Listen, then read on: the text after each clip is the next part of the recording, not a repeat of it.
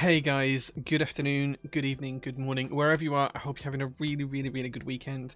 Today is Sunday, so we're back here in the workshop, ready to do another build stream. I'm loaded up with coffee and water and keyboards and keycaps and switches, so I hope you're looking forward to a good stream today. Corders was first, as always, with 69. Thank you very much for that, I appreciate that. Anarchy subbed with Prime. He said, evening Jay, hope you've had a good weekend. Going to be a flashy build today with the forged carbon fiber.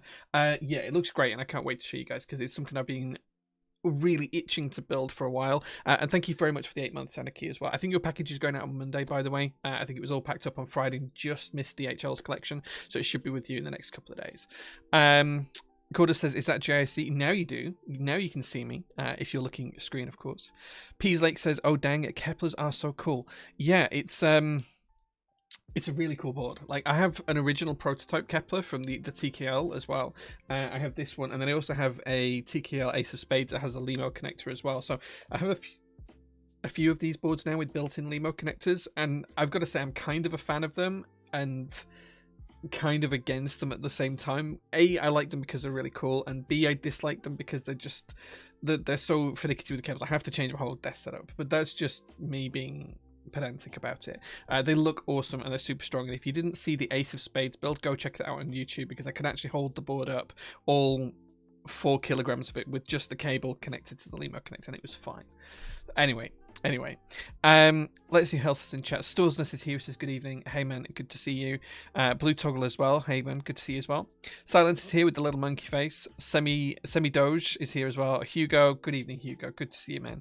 Golden Ratio says hi Jay, and Emma TMK says hello.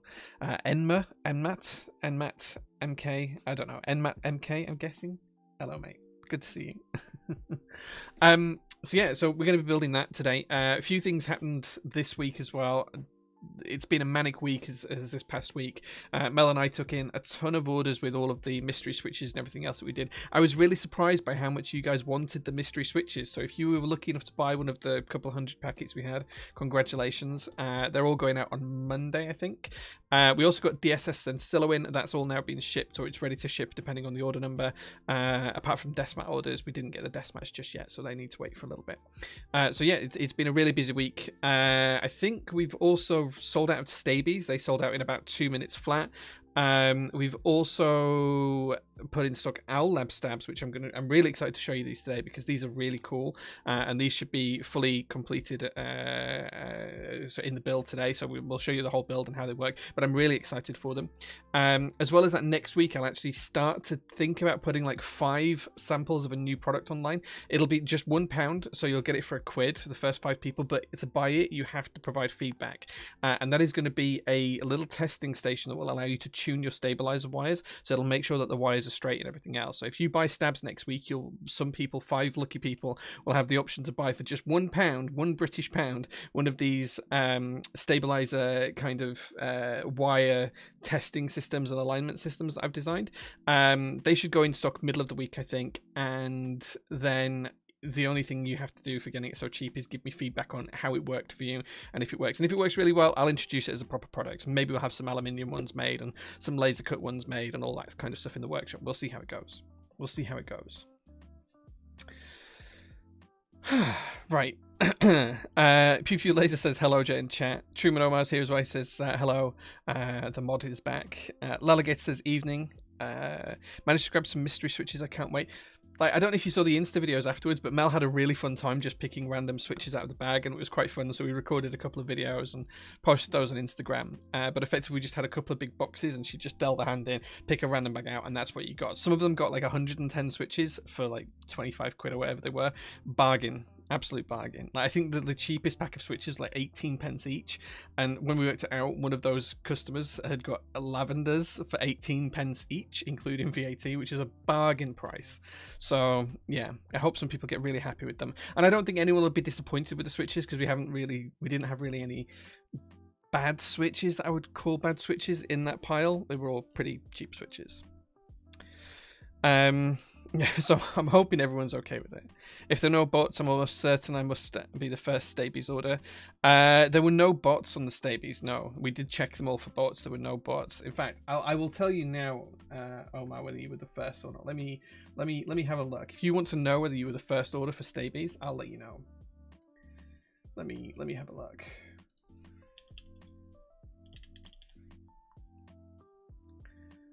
Okay. Okay. Omar, you were first. You were first, Omar. You were first.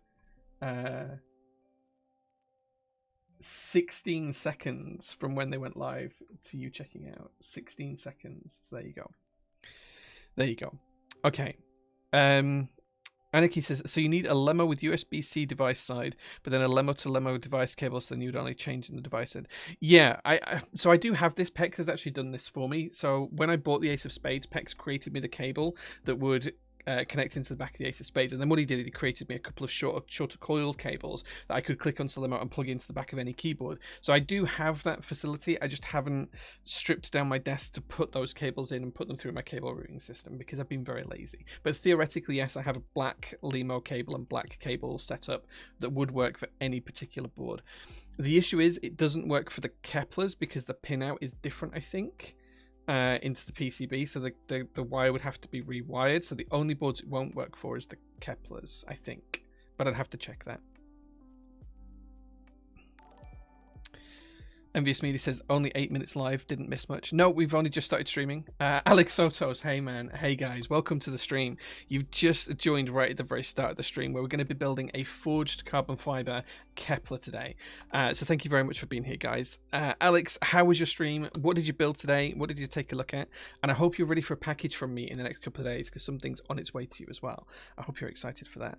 But thank you very much for being here, guys. Feel free to drop a follow. Thank you to everyone who is. I appreciate that. More than you can know. But today, as I say, we're building a forged carbon fiber keyboard. The Kepler FC65 uses a Lemo connector instead of a standard USB cable. We're going to use lubed Gateron CJ switches, and chat will get to choose the keycaps that we put on the board at the end of the build as well. Nodal, thank you so much for the 3 months of subs. I thoroughly appreciate that. Thank you so much for the tier 1 sub. This has been looking forward to this build. I've been dying to do this build and show you guys this build for a while now, so I'm really excited for it as well. It's going to be a nice addition to the collection, and now I need to find space in the display cabinet for it as well. But thank you so much for everyone, just all these follows. Wow, thank you so much, guys, and thank you, Alex, as well. I'm trying to see if Alex has posted. Wanf says, is that a Juby you're using? Yeah, this is the Juby. Let me show you on the other camera. This is my Juby. This is from Pona, if you guys haven't seen it. I've got lavender switches in this and GMK Retro Arabic, which was a keycap set developed by Z Frontier a couple of years back. So these are modern GMK caps with Arabic sublegends in red. It's one of my favorite boards. So that is a Juby we're using today. Thank you so much, guys. I think... thank you for all these follows, guys. Thank you so much. I really appreciate this. I'm trying to see if Alex has replied anywhere to what he was doing today. Fluffy keeps his fancy running into you here, Jake. I'm always here, man, on a Sunday evening. Always here. Thank you so much, guys. Thank you. Juby's a beauty, and your coffee looks dank. Thank you. Yeah, I've got an espresso machine in the back, so I like to try and make a coffee before I stream. It's like 8 p.m. here, so I've got to keep myself awake somehow, and coffee is the way I do that.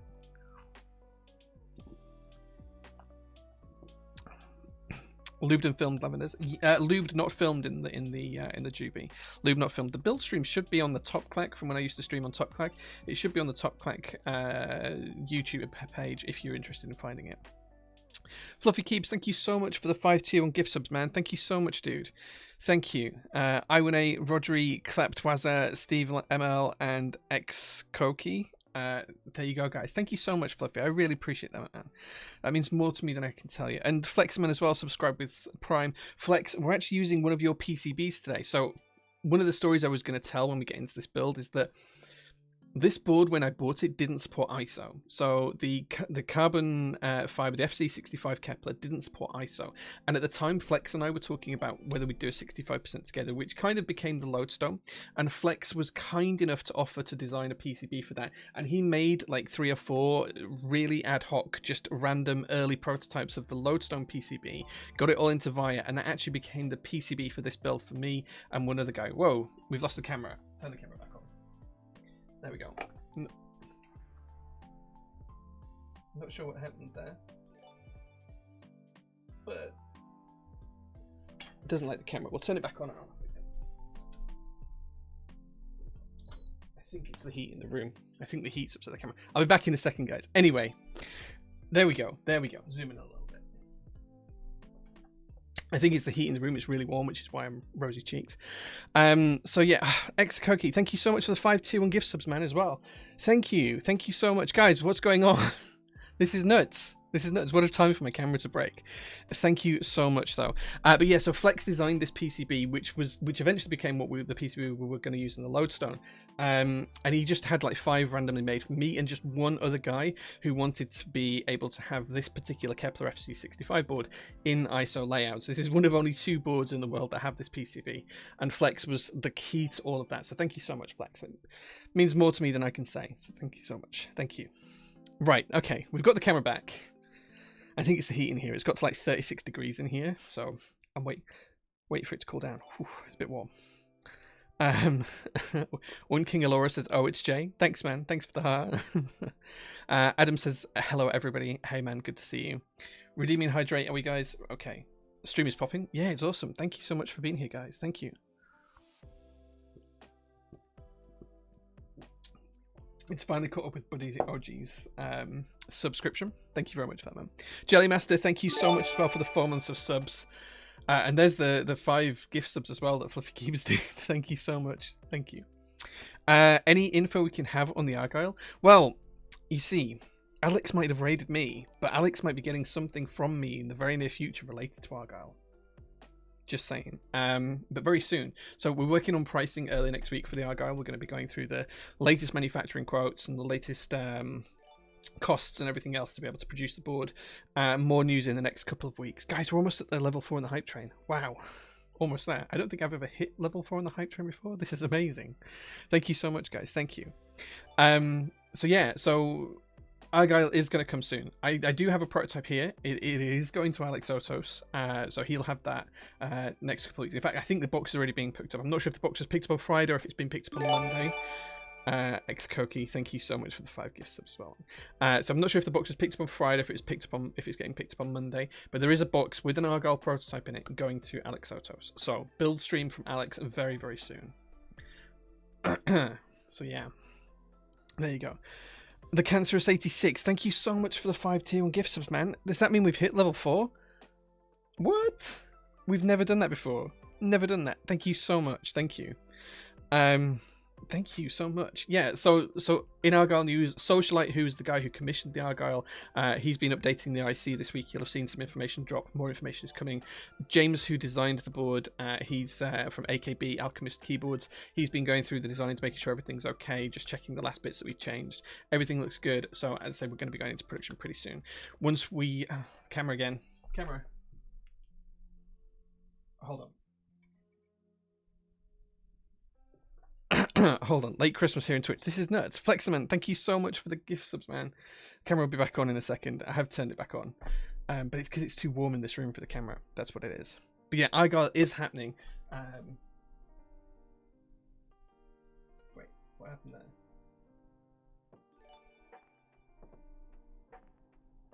Argyle is happening. I don't know why my camera's been so upsetting today. Open a window. I'm going to open the door. Let me open the door for a second.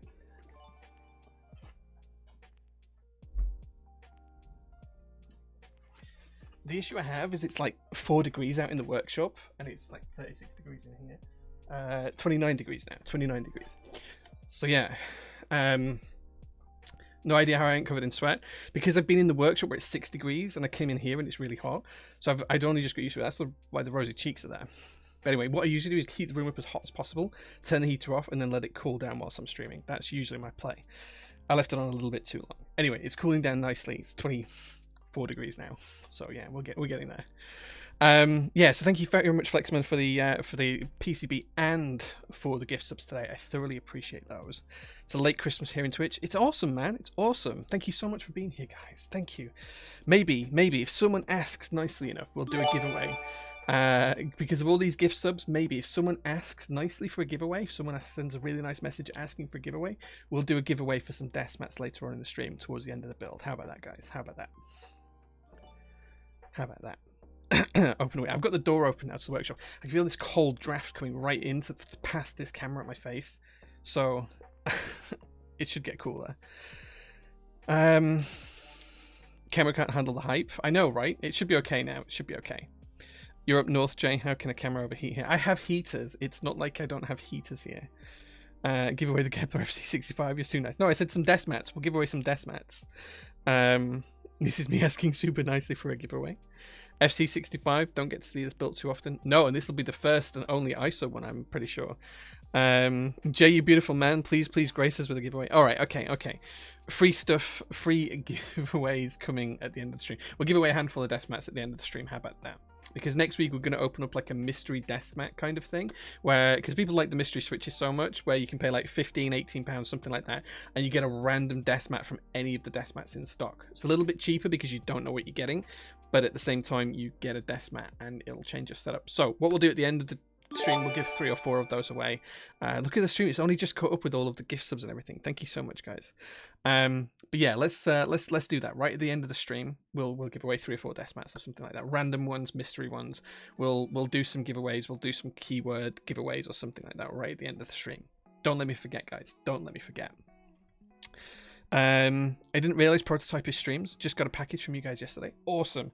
Yeah, we stream every Sunday. I've been streaming since 2017, something like that. First on my personal channel, then on Top Clack, and then we set up the Prototypist one about a year ago.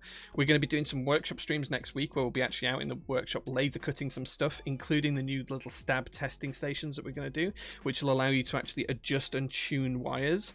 So if you've got a wire that's ticking, we'll have a little tool that will help you fix that. And we'll be showing you how to make those on stream next week, and then we'll have them in stock as well. So yeah, hydrate. Yeah. How does the mystery switches work? Well, they're out of stock now, but basically you paid a set amount. I think it was £25 or something. I can't remember what the price was, but you paid like 25 quid and you got a random bag of switches. Now there could be either 70, 90 or 110 switches in that, and you didn't know what switches you were getting. But it basically meant that some people got some really good switches like lavenders for as cheap as 18 pence each, including VAT, or like 16p, or like 18 cents in US dollars, which is awesome. Golden Ratio, thank you so much for the 10 tier 1 gift subs. What's going on, guys? What's going on? Like, we've never hit Hype Train level 5 before. Thank you so much, Golden Ratio. Thank you so much, guys. I am so happy with that. I've never even hit level 5 before. I didn't know there was even a level 5. I thought it stopped at level 4. That's kind of nuts, guys. It's kind of nuts. Wow. Alaric says, have you tried stabies yet? I tried them last week. Check out last week's build stream. You'll see those. We did it. I just posted it to YouTube. It's just in the process of uploading. So check back there in an hour or so and it should be uploaded and it'll be on YouTube. In fact, check back after this stream and then it'll be there. So yeah. You need that stab tuner. Yeah, so it's basically like a little device and you can put the wires in, you can see how straight they are if there's anything bent, and then there's a little part of it that allows you to bend them back nice and easily. So yeah, it's quite good. It works quite well. Did you enjoy some nice whiskies on the holiday break? I did. I had a couple of nice whiskies actually. I had some Lafroig, which is kind of okay. It's not my kind of thing. But then on New Year's Eve with a friend of mine called Nick, we went through a bottle of Glenlivet, which was really, really nice. Thoroughly enjoyable. So yeah, that was cool. I'm having... I can't even pronounce the words, but yeah. The Torabag is nice. Yeah, I like that as well. People do love a good gamble. Yeah, so we thought we'd do it desk mats as well. Like, just... We have a load of stock of desk mats, so if it helps me get the stock off the shelves and it helps you get something a bit cheaper and we all win, win-win, right? It's a great situation to have. So we're going to do that next week with the desk mats. You'll have like it'll all be in stock. It'll be a random one selected at random off the shelves by Mel. She'll pick up a desk mat. She'll pack it for you. And away we'll go. Right, I'm going to shut the door now because it's got down to 17 degrees in here. It's getting really cold.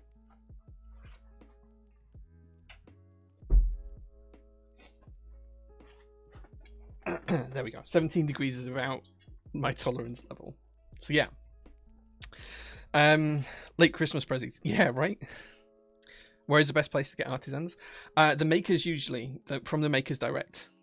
It's a lot more involved than that. If you drop into the Prototypist Discord, I'm sure people will help you out. But usually it means following the makers on their social media and waiting for drops and then trying to buy them through their raffle systems. Hey, Disastertron. Hey, man. How you doing? Good to see you, dude. We need to do a stream at some point together. We really do. We should really do that. Right, okay. I feel like I'm kind of catching up now. Mystery keyboard bag when? Keyboard subscription service. Just sign over your paychecks to Prototypist and you'll get a keyboard every now and then. How about that? I love the printer chems. Yeah, we print in freebies. So whenever we sell switches or any switches, we try and chuck in a free stem tweezer set. And we also try and chuck in a free switch opening tool. So both of those are printing at the moment. So we print off hundreds of those a week for every bag of switches we do, and we often run out of them as well. Hanslo KB, thank you. Han Solo, sorry, thank you very much for continuing the gifts as well, man. Thank you so much for that, dude. I really appreciate that. Elmo Space is here. Hey, Elmo, good to see you, man. Monthly Switch subscription. We could do that. The thing is with subscriptions, I don't want to do something like a subscription unless people are really, really into it. I'd probably do like a 3-month subscription period. So you pay for like a subscription for 3 months and then you get a bag of switches, like £10 a month or something. So I'd like to do something like that. Does nice PBT Knoll come in Knoll printed packaging, or is it simply a little more generic? Do you want to see one of the boxes for it? I could go grab one and bring it and show it to you very quickly. It'll be sealed, so I can't do anything with it, and it will take me a minute to grab, but I could do that if you really want to see it, Trinsen. If 3 people ask to see it and want to see it, I will show you. I will go grab a box. Okay, right, 1 minute, guys. 1 minute. Entertain yourselves while I'm away.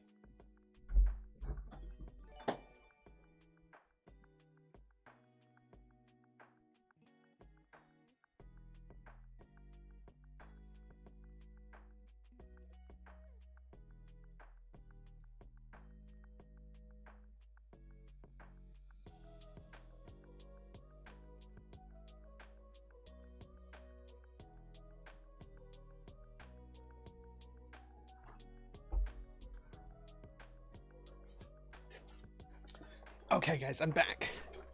So this is the packaging for PBT Noel.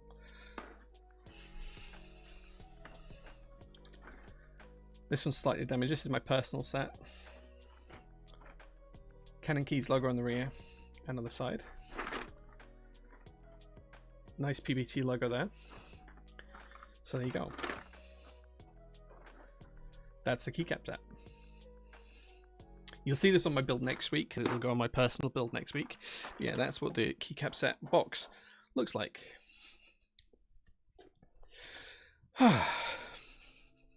Was anyone here lucky enough to get a Paragon? I didn't go for the Paragon, mainly because I'm waiting for the Mammoth 75. That's what I'm looking for.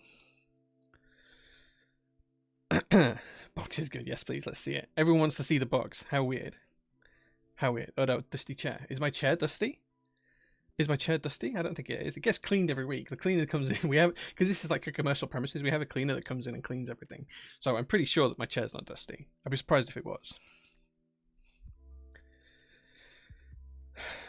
Time for chat to understand the glory of ISO boards with Jay. Like, if anyone's here and doesn't like ISO, yeah, you might not like this stream. But hey, it's a keyboard. You'll get to hear it at the end. You get to see it at the end. And there'll be giveaways at the end of the stream as well. So you might want to stick around for that. What keyboard do I plan to put it on? To be confirmed, I have a couple more keyboards in my build queue. Like, I think I have 48 keyboards in my personal build queue at the minute, so could be anything. Deca boards, hey man. Yeah, I'm excited to do the build. We've just been run off our feet. Alex Soto's raided.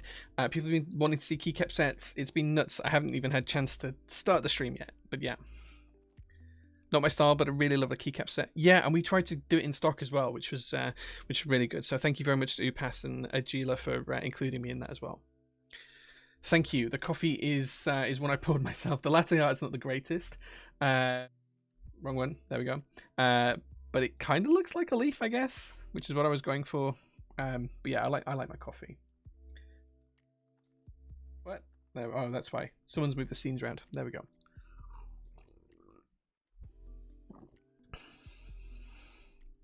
The handle thing on the back of the chair is dusty. Oh dear. Oh well, I'll point it out to the cleaner when she comes back in next week. Is it really dusty? I don't believe this. Oh yeah, okay. It is a little bit dusty. I'll point it out to the cleaner when she's in next week. She's called Anita and she's really nice. So there we go. It's a chair, chill. Yeah, it's fine. It's fine. Any tuning guide for the Alstabs? Bought 3 sets to test it out. This is my first time using them today, so we'll see how it goes. I spun for the Blade 65 with ISO hotspot PCB and plate. Nice, nice. That's not a bad build. Based on comments I recall you making carbon fiber, are you planning to experiment with leaf springs for the Salvation? I didn't buy a Salvation, so I can't answer that, Cookie Delicious. I can't answer that. Are we doing a prediction on soldering speed, if not on typing this? No. No. What coffee machine do I have? Here up at the workshop, I have a Sage Barista Touch Express. So it's basically, it's an expensive machine, but it means that both me and Mel isn't as into coffee as I am, but so it means that she can make a coffee. So it's a bean to cup machine, dual boiler. It has a automatic steam wand and everything else. You just put the handle in, the portafilter in, lock it in place. It will grind and then tamper the beans to the correct settings. Then you put the portafilter under the head and pour your coffee, and at the same time it will steam your milk. Yeah, the I think it's called the. Pretty sure it's called the Touch Express or something like that. Let me have a look. It's Oracle Touch. Oracle Touch, that's what it's called. And then at home, I've got a couple of different things. I've got a nice Sage smart grinder, and then I've got a Sage Barista Express machine at home as well, which has it's only single boiler, but that's all I need at home. So yeah, so it's the Sage Oracle Touch. If you're in the UK, you can buy it from John Lewis. I'm not affiliated with John Lewis, but you can buy it from there. So there you go. Jay just said 48 so casually. Like, the thing is with my keyboard collection, I've been collecting for years and years now, and I have so many keyboards and I rarely sell them, so like the numbers will seem obscene, but I do run a keyboard shop, so it kind of explains why I have so many. I work with a lot of other designers and vendors. I have a lot of prototypes. I have a lot of personal boards. I have a lot of boards I've bought with other designers because I'm a geek for this hobby. I love trying different keyboards. I've just bought an EM8 because not because I want to do anything with it other than build it and look at it and use it. I just love keyboards. Like, how much more honest can I be with you guys? Like, I know 48 sounds like a lot, but I'm here in the business. If you look at Alex Otos, Alex has probably got, you know, a few dozen keyboards, and he hasn't been in the hobby as long as I've been streaming or running the vendor side of things. So, you know, it happens. If you look at Teha, he will have lots and lots of keyboards. If you look at Huey for Man of Interest, he will have lots. Quakems, everyone who's been in the hobby and kind of does this for some semblance of public viewing is going to have quite a lot of keyboards. I'm just one of those. Harter actually has hundreds. He's like 600 or 700, which makes my 350-ish look a bit small in comparison. So yeah.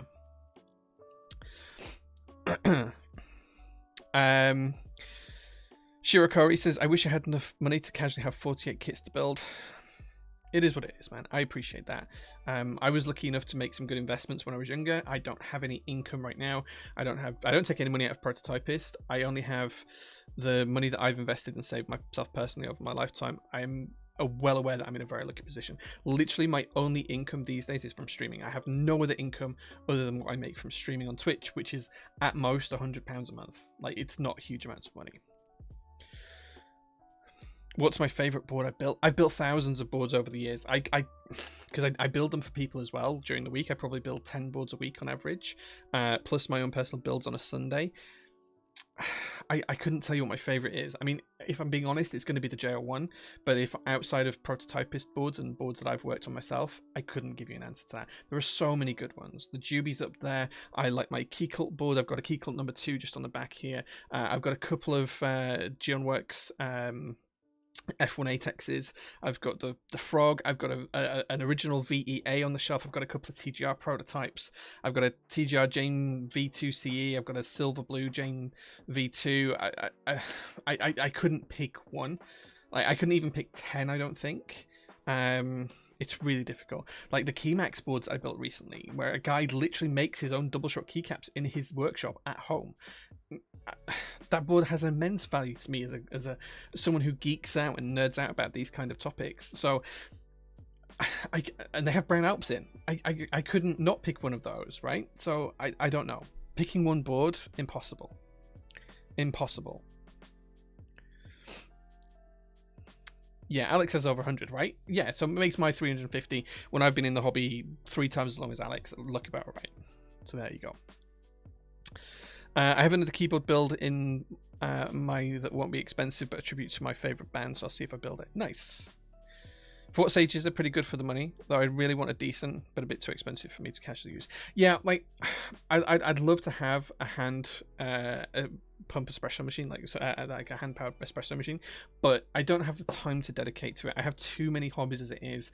As much as I love coffee, like I need an automatic machine here at the workshop just for speed and ease, and so that Mel can use it as well because she works up here quite a lot. At home, I can be a little bit more relaxed, but I can't be as into it as, you know, Hoffman can be, for example. So yeah. If you don't want to sell them, feel free to give them away for free. Hey man, people can come and have a look at them any day. You know, you can arrange an appointment to come up and visit Prototypist keyboards, be shown around the workshop, and have a play with some of my personal collection. People do that all the time. From where do I ship my products? Right here, this building right here. If you Google Prototypist keyboards on Google Maps, it will show you exactly where I am right now. You'll see on maps exactly where we are, right on the corner next to a pub here in Bradford in West Yorkshire in the UK.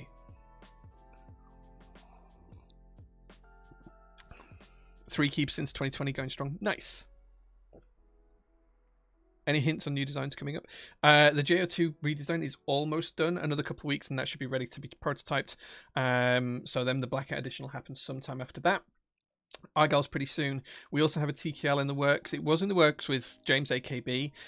James kind of didn't want to work on the project anymore, so I've got it now, but I want to tweak it and change it a little bit. It's not quite what I wanted, so that's going to happen soon. That was previously called the BB TKL, but I don't know what we'll call that. I'm working on a tray mount 60% board that uses O-rings, so that'll happen at some point this year, I think. We've got lots of stuff coming that's going to be in stock, as well as stuff that we're going to be running through Group Buy as well. So yeah, lots of stuff coming. 10 customer boards a week on average. Yeah, that's probably about right. I probably do about 10 a week on average. Yeah. What's my favorite JO1 build? It's the one I have at home. My home keyboard for my PC at home. It's the original JO1 with the brass middle. It has a carbon fiber plate. It has black ink switches, and it has a really old vintage GMK clip-in stabilizers, and it's still one of my favorite builds. I actually took it to Seattle in 2019 when I went there for a meetup.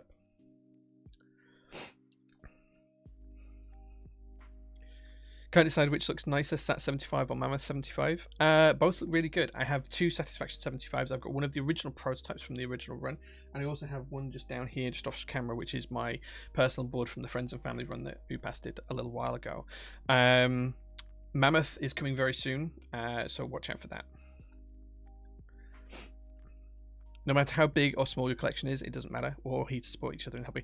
One King Alera, dude, that's the comment of the day so far. 100%. 100%. Unrelated, but how did you feel about the GSKT00 when you tried it out? So, the GSKT... The GSKT, I tried one of the original ones out with Chris Swires. If you guys have been in the hobby a while, you remember Chris Swires. He used to take amazing pictures with this 2-tone table that was like white and wood. Some of his posts are still really popular on RMK. He's kind of been out of the hobby for a while, but he got one of those original GSKTs in, I want to say it was 2018, I think. And I went around to his house. I think some of the pictures are still on Instagram. And I took like 5 or 6 of my boards, and he lives like an hour and a half drive from me. And he had like 5 or 6 of his boards there. And do you know what? It was the first time I tried a really bouncy keyboard. And honestly, I didn't like it. Then I tried the half plate build that he'd got for it. and I fell in love, and that's why I joined the GSKT group buy. I'm not sure where that's got to actually. I should chase that up and see what's happening with it. But yeah, that was the point at which I loved it. I didn't like the standard plate in it, the full plate, but as soon as I tried the half plate, I kind of fell in love. And I don't usually like overly flexible builds personally. I tend to prefer something a little bit more sturdy. Nordhell says, I had a peek at the Freebird TKL. Do you think it's going to fit in the Frog? The PCB, I can't guarantee that it will, but I have a suspicion that it might. Force patina does not work on PVD coated brass. You'd need to take the PVD off first and then force patina it. I've only built 8 keyboards or so, though I managed to kill one of them, but it was a derpy prototype. I screwed the samurai across that. Done that before. Or trying to prise out a stabilizer off a keycap and slipped with the screwdriver. Done it before. Aren't appointments off right now? No, appointments are back open as of early January. As long as people are fully vaccinated and you arrange it in advance, don't just turn up because we will not let you in. You have to make sure you've got an appointment in advance. I pre-ordered a Freebird TKL kit, but went with the ANSI and want to change an ISO. Is that possible? Yes, all support has to be via email. Email j@prototypist.net. If it's a group buy, you have to email before the end of the group buy. Otherwise, I won't be able to change it, because as soon as the group buy is closed, the numbers are locked in, so let me know before then. If I get your email before the group buy closes and I action it after, that's fine. I just need the emails before the group buy closes. Any thoughts on current stabs? Do you think our current housing slider wire system is good and good progress is being made, or do you think we need to look at new old ways of stabilizing here? Okay, big topic here. So let me give you the flashpoint version of this. Stabilizers are fine. They're fine. They're okay. I think that people are doing some great things with materials and metals and wires and everything else. And I think that the design as they are works. So there's nothing wrong with it. It works. It's the simplest solution. It's okay. They're fine. People are making some really good progress. I think Stabies are a step up from some of the old stabs that we've got. Durok V2s are still, you know, the go-to stabilizer in the hobby. They're really good. I haven't tried TX stabilizers yet. Owl Labs wires are really good. You know, so there are some good stabilizers out there. I think where we need to move to is to something like compliant mechanisms. So I don't want to go too much into that, but it's a design technique around how you make sure that plastics conform in a certain way, or metals even conform in a certain way to make them compliant mechanisms. So you could make compliant mechanisms in switches, in stabilizers, and a few other things. I think that that's what we need. One, it'll reduce friction because there'll only be the friction of the compliant mechanism part. 2, there will be very little lubricant needed. 3, they'll be more reliable. 4, they'll be cheaper to produce. 5, there'll be less parts to put together.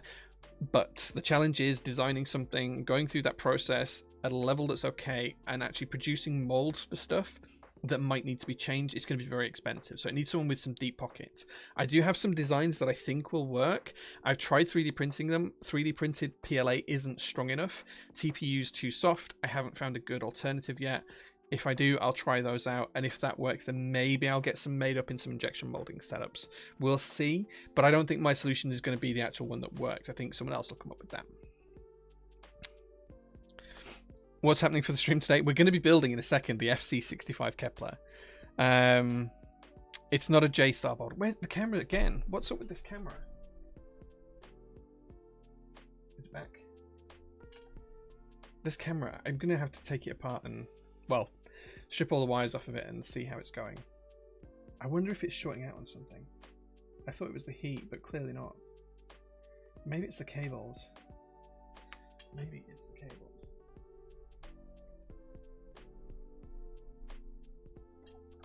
Maybe it's the cables. Maybe the cleaner's knocked it. Or maybe I'm just useless. Love the new site. Great job. Thank you, man. Thank you. Yeah, it's been a couple of weeks now. It's going well. The TKL is not a JX series board, no. World needs an 1800 FKL Southpaw on my desk, please. Working on an 1800 that could be Southpaw. Vintage stabs turned out good on your J1? Yeah, vintage stabs were good. Pokemon Kid, hey man, good to see you. Mad Keep Science, thanks for your hard work. I'm excited to see your subs. They might not ever get made public. Like, I think that compliant mechanisms are the way forward for stabilizers, but it's going to take a lot of investment and time to get there. I don't really have the time to do it. If someone does have the time to do it and has the money to invest in it, I'm more than happy to talk to them and provide the designs. Like, that's fine. But it will need someone to have confidence in doing that. Dodgy cables. What is this, a Black Salmon stream? Hey. Hydrate. Yeah, we're hydrating. We're hydrating. Right, let's flip over to the other camera and show you guys what we're building today. because we've been streaming for like 40 minutes now, and I still haven't shown you. And don't forget, guys, giveaways at the end of the stream. Right. So, today, switches. These are lubed Gateron CJ switches. So the Pokemon kid who's in chat, he lubes all my switches for me these days because I just don't have the time. And this is what we're going to be using today. These are lubed Gateron CJ switches. Quite possibly the smoothest out of the bag switch you can buy. And once lubed, these are pretty good. Pretty happy with them. So those are the switches we're using today. Let's talk stabilizers. So I have two boxes here because I want to show you both boxes. We're using Owl Lab stabilizers. Now these do come in two sizes. This is the packaging that you'll get as well. They come in 100% size, which is designed for like full boards like a TKL or otherwise. And we also have the 80%, which kind of works for pretty much everything under a full-size TKL. There you go. So this will cover a TKL as well. So there we go. We're going to be using those today. And as I say, this is the packaging that they'll come in. They'll be literally shipped in these, like so, in there, taped up, label on top. Nice and simple. Got to keep that packaging clean and easy and environmentally friendly. And recycle your packaging, guys, if you can. In fact, actually, those are the stabilizers we're using. Why am I putting those away? Redeemed hydrate? Yeah, let's hydrate with some coffee.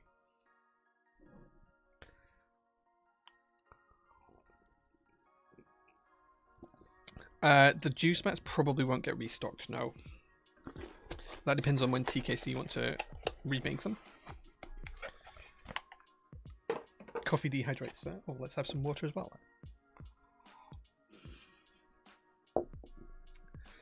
Yeah, the 100% comes with more 2U stabs, basically, yeah. So the 100% has more 2U stabilizers in it. There you go. There is also on the back of here all of the little bits that you might need as well. So it's got all of this in here as well. There you go.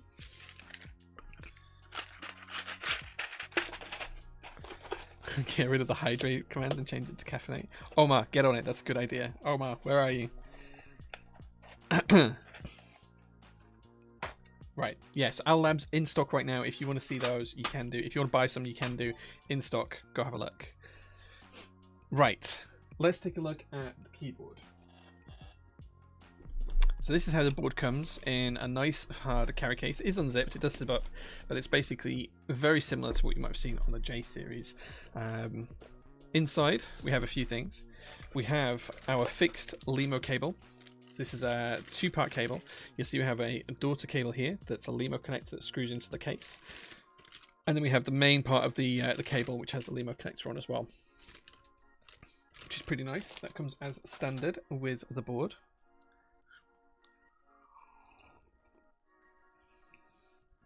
Omar, change the hydrate command to caffeinate. There you go. That's what you're doing. That's what you're doing. As well as that, we have the PCB that Flex designed for me. So I told you about this earlier on. I'll just recap really quickly. Here's Flex's logo there. So Flex and I were developing the Lodestone, and during that time period, when I bought this board, so we developed the Lodestone PCB, and this was the very first Lodestone PCB prototype that actually happened to work and fit for this particular board, or it should do. It should do. We've never tried it inside the case, so we'll have to test that today. But basically, there's like 2 of these PCBs only, which will mean there's only 2 of these boards that are ISO in the world, which is kind of cool. Kind of cool, unless someone else goes and develops a PCB later on. But thank you so much to Flex for designing this. And guys, just big up Flex, because he's amazing. He's such a good guy. And I think he's got some cool projects coming this year, so watch out for those as well. There you go. Draconic Vision says sus. Everything's sus. Stopcount says, it's totally safe buying from your site, right? Because I'll use my mum's credit card and give her back the money in cash. She's a bit scared from online shopping because she doesn't want people to have her card number. I can't see your card number. So if you buy on my site, I use a system called Shopify. I can't actually see anyone's card details. I can see the last 4 digits and that's it. I don't get to see any of your information regarding credit cards or details. Obviously I have your name and address because I need that to be able to ship it to you, but I don't have your card details. I can see the last 4 digits just to help verify which card was used if we ever need to do a refund or anything, but all of that information is kept secure and encrypted, and that's held by Shopify alone. I can't see it. No Shopify employee can see it. It's all automated. Yeah, it's safe. Lots of people use our site. I mean, we have thousands of orders a month, so yeah, we're pretty safe, I think. Okay. True mouse on it. There we go. One of 2 ISO PCBs. I know who to rob now. Yeah, I mean, for this particular keyboard, right? I mean, other PCBs may work. Someone might develop another one, but yeah, this was fully sanctioned by 159 from Project Keyboard. He was well aware of it. He gave me the plate files. And speaking of plate files, I did generate 2 plates on our old laser cutter, not the new one. And these are basically plates for this in POM. As you can see, they support ISO, and there's 2 versions. This is where the differences are. There's one for a 7U PCB, and there's one for a 6.25U PCB. Sorry, spacebar. So there we go. That's the only difference. We're going to be using the 7U version today, which is this one, and not the 6.25U one. So I'm going to pop that back. PT hoodies are coming soon. They're on order. They're really big, thick winter hoodies with prototypist on the chest. They've got like fleecy lining on the inside, really thick. They're super warm. Mel and I wears ours every day in the workshop when we're working here. Yes, they will be restocked. I think we're going to have 5 or 6 different sizes. They're currently with the manufacturer. Hopefully they'll be here in the next few weeks. They'll be sold at cost. I'm not going to make any profit off of them. They'll be sold at cost. So yeah. I have 2 keys ordered from you. It was so easy and quick. Thanks, man. Thank you. Do I know if that goes for every store? I really don't know, Sockcow. I know my store. I can't speak for others. Like, it wouldn't be fair of me to do that. Cool. Posture check. Yeah, we're good on the posture. The chair helps me keep posture. Right. Let me show you the board then. Because the board is in here. Let's take it out of the case. Emperor blah blah. Thank you so much for the follow. What a great name. Okay, so here's the board. You can see a sneak peek of it here. You can see it's got these lovely mill lines on the inside. This is the stainless steel part of the board. And the forged carbon fiber is just something to behold. Look at how beautiful this is. Look at that forged carbon fiber goodness. Look how cool that is. The base, solid stainless steel. This is a super heavy keyboard. As you can see, it's all wrapped up. We're not going to be unwrapping it until we've built the board and are ready to put it on the desk. No bump-ons, as you can see as well.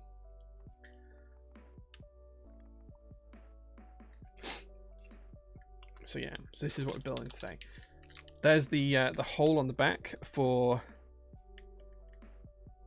the LEMO connector. And as I say, we'll take this plastic off right at the very end when we're about to build the board itself. This is forged carbon fiber. This is actually milled as far as I'm aware. I'll be able to tell when we take it apart and have a better look at it. But usually it's pressed into a mold that creates the outside shape, a little bit like you would fiberglass, and then it's milled on the underside and then polished on the outside. And it's definitely covered in some sort of clear resin coating. We can feel that, but it's pretty cool. Yeah, all forged carbon fiber boards are different because it's basically a high resin content plastic that's got layers of carbon fiber torn up shreds into it, which is pretty cool. And I love these mill lines on the inside. I know a lot of people don't like mill lines, but I think they look amazing. And there's even mill lines in this bit here, in this bullet shape. There's even mill lines in there as well. It just looks super cool.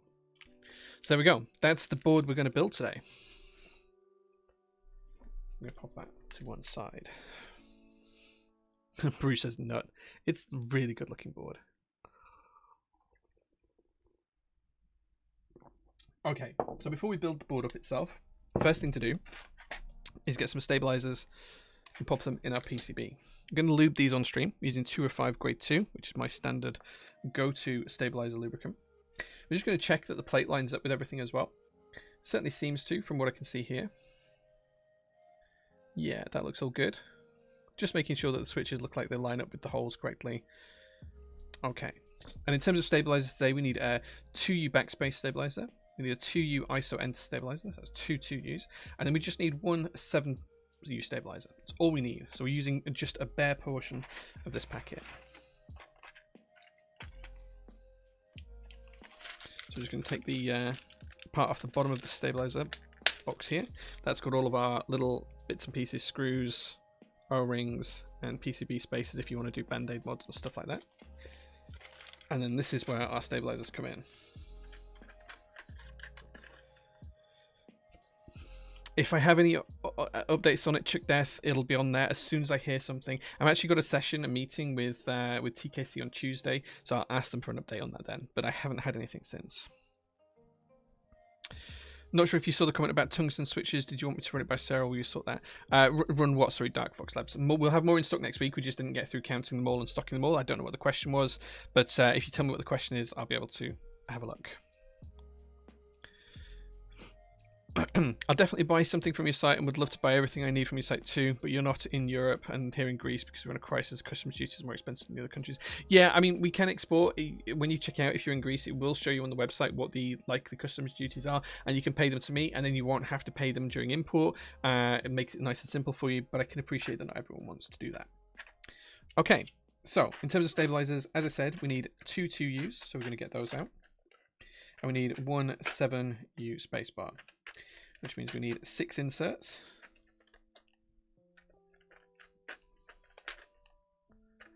This makes them so much easier to get. Like, instead of searching around in a box, this makes it so much easier. And we need 6 housings. We're going to grab those as well.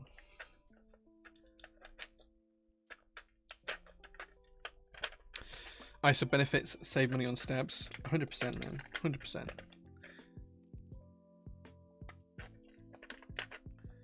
There we go. So the rest of these stabilizers we don't need today. As you can see, they're all nicely packed in here.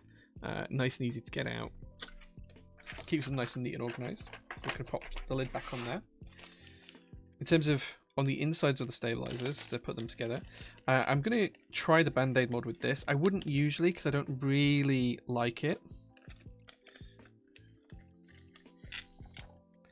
And then, of course, we need our washers, so we're just going to make sure we've got plenty of those. We need 6 of the washers. Where's that gone? It's on my fingertip.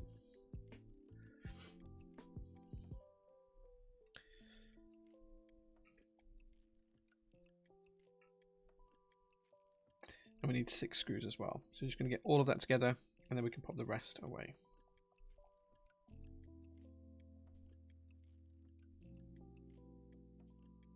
There we go. I'm not quite sure what these rubber parts are for. If anyone's seen them, let me know.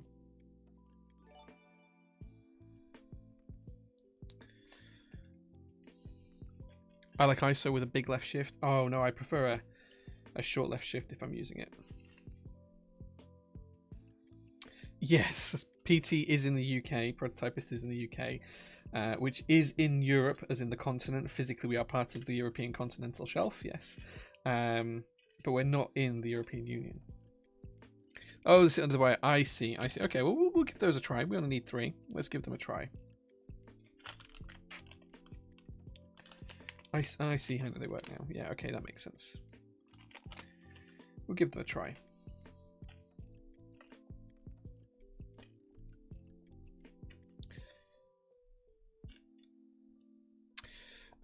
Oh my bad, don't worry. I thought you were out of stock, and he wanted me to let you know when the UK version was out of stock on Owl Lab items. If you've got more, disregard what I said. Yeah, so we count out all of our switches pre-putting them onto the site. I think we got about 2,000 of the tungsten switches counted out, but we didn't get through all of them.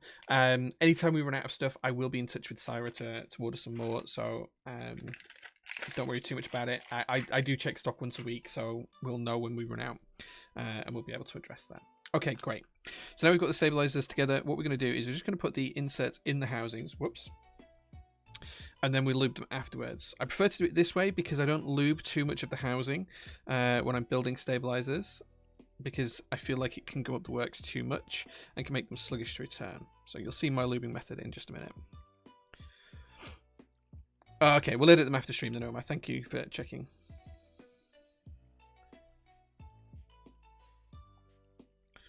Okay.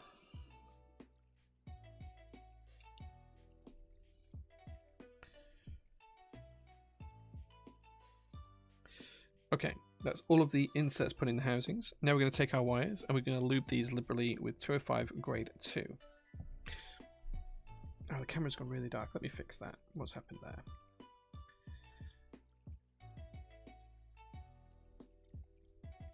Let's make this a little bit lighter for you so you guys can see. There we go. I'm getting DMs at the minute asking me what my watch is.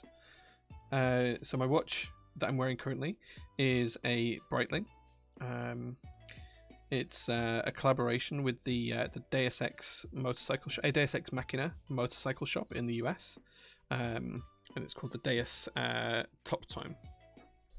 Let me show you a little bit closer. There you go. That's the watch. It's automatic stopwatch chronograph. There you go. Beautiful watch.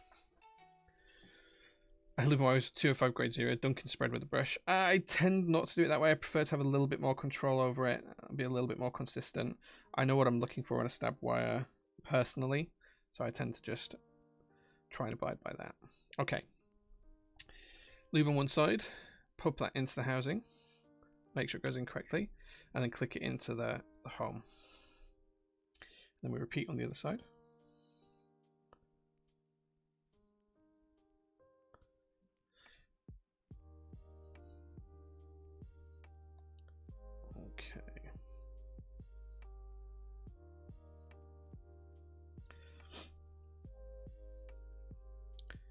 And again, we're going to push that inside the housing and then click it into the front. Now, once we've done this, we're going to make sure we've got a very little amount of lube on our brush, and we're just going to lube the side of the slider rails very lightly, just to provide a little bit less friction, to reduce the friction across there. So we don't need to put any more lube on the brush. We've already got some lube on there. We're just going to put a very light coat. Put too much on, it becomes sticky. We're just trying to help these move, not trying to put too much lube on. And then right in the rear of the stabilizer, where the wire pokes out the back, we're just going to put a small blob of lube in the back, and that's just going to help, if there's any movement, to just redistribute the lube over time. It's a little tip that just means that you don't have to retune your stabilizers quite as often. Doesn't have to be much in there, just a little bit, and that's one done.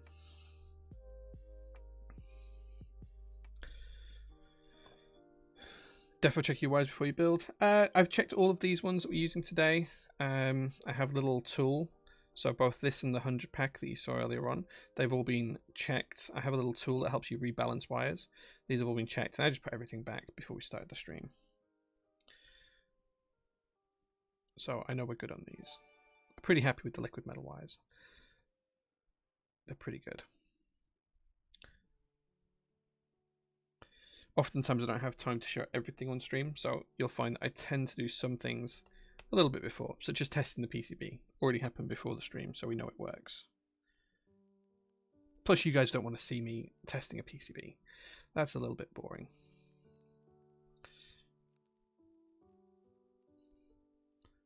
Okay.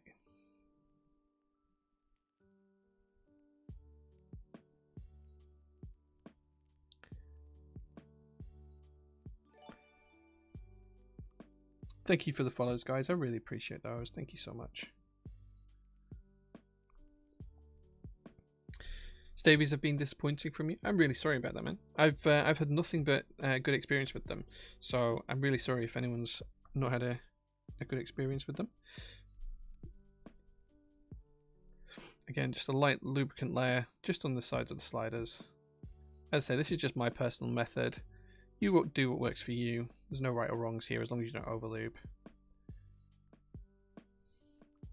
And as I say, I just like to put a small piece of lube just in the back, just to help redistribute over time as we use the stabilizer. And we're just popping that in the hole where the wire pokes out the back. Just a small amount. Not enough that it'll go up the stabilizer, but just enough that it'll redistribute down the wire over time.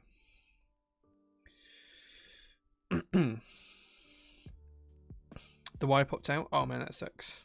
Is that what I call plugging the butt? Sure. I just came for the PCB testing. Oh no, camera, what's going on? This is like a year-old camera. It shouldn't be doing this. Let's. Oh wait, it's the other camera this time. What's going on? Right, these cameras have been working fine for so long. Turn it off and back on again. That usually works. It's not too hot in here now, so it's not the heat. There we go. You guys can see again. I wonder if it's a PC issue. I wonder if it's my capture card that's got an issue. Could be that that's overheating.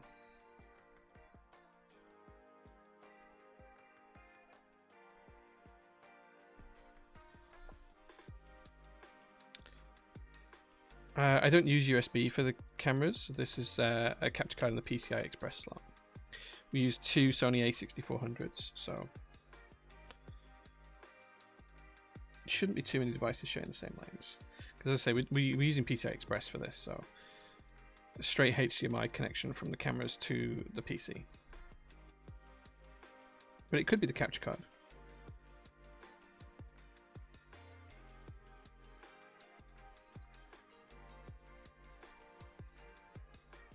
Time for a good old turn off and turn on again. It could be that they need updating or that they have got too hot or something. I'm not sure. The cameras do get a lot of use because we use them for other things as well here in the workshop. They're on quick disconnect mounts, so it could be the cables. It could be a number of things. I'll have a look at them next week. We'll manage to get through this stream, I'm sure. Okay, so this is our last stabilizer for this build, and then we can start putting switches in the PCB once these are in place.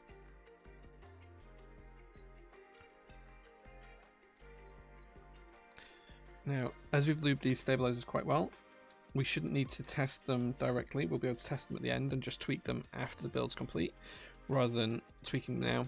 It's my preferred way of doing it. Okay, so now we're ready to put these in the PCB. Let's put our little stickers in place. Now we're going to be using the 7U spacebar wire.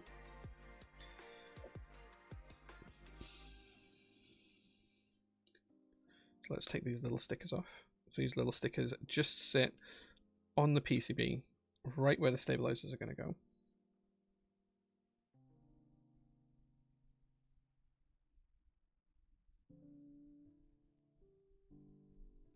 Just like so. So we're going to just pop them in place just like so. Just spray WD-40 in a bag and then pull it out with one brush. Hey Lex, thanks for joining, man. Good to see you, dude. Good to see you. I'm excited for the giveaways later as well. I need to decide, because it's going to be random, I need to decide which desk mats are actually going to be part of the giveaway. So we're going to have a look at that as well. But yeah, we'll have our first people testing out our mystery desktop orders. I usually am anti-stab stickers, but this is the first time I've used the ILF stickers, and these come highly recommended, so you only live once, right? I think. If I'm not happy with these, I can always rebuild the board.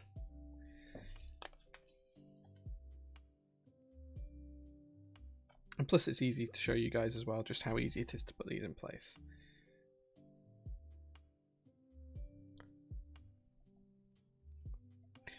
Okay, just the ISO enter ones left.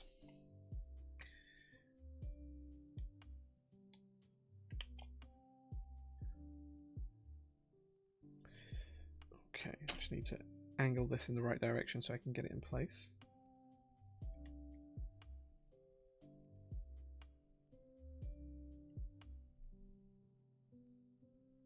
There we go. And last one.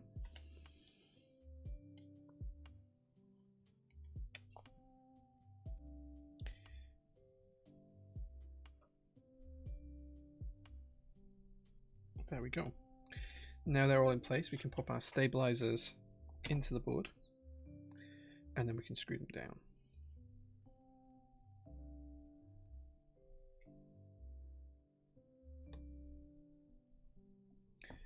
Okay, these are going to need a little bit of pressure to hold them in place whilst we screw them in. Just going to take a screw, pop a washer on it. Do you still have the Type 65? I'm afraid I don't. No, that was sent back to the the designer, I'm afraid, so I don't have those anymore, no. Okay, so we're just going to screw this stabilizer into place. Now guys, when you're screwing in stabilizers, you want to go finger tight and then a quarter turn more, and that's it. You don't want to go over tight. I've had people send me PCBs to repair, and they've actually gone and tightened up the stabilizer so tight that it's cracked the PCB. So please don't be one of those people. Just when you're tightening up these screws, just make sure you're tightening them just so they're finger tight and then a quarter turn more. That's all you need. You don't need to be any tighter than that particularly. So we're just going to tighten up until we feel them getting tight, and then a quarter turn more, and that's it. And that's one stabilizer all in place. I'm going to repeat that now with the ISO enter stabilizer.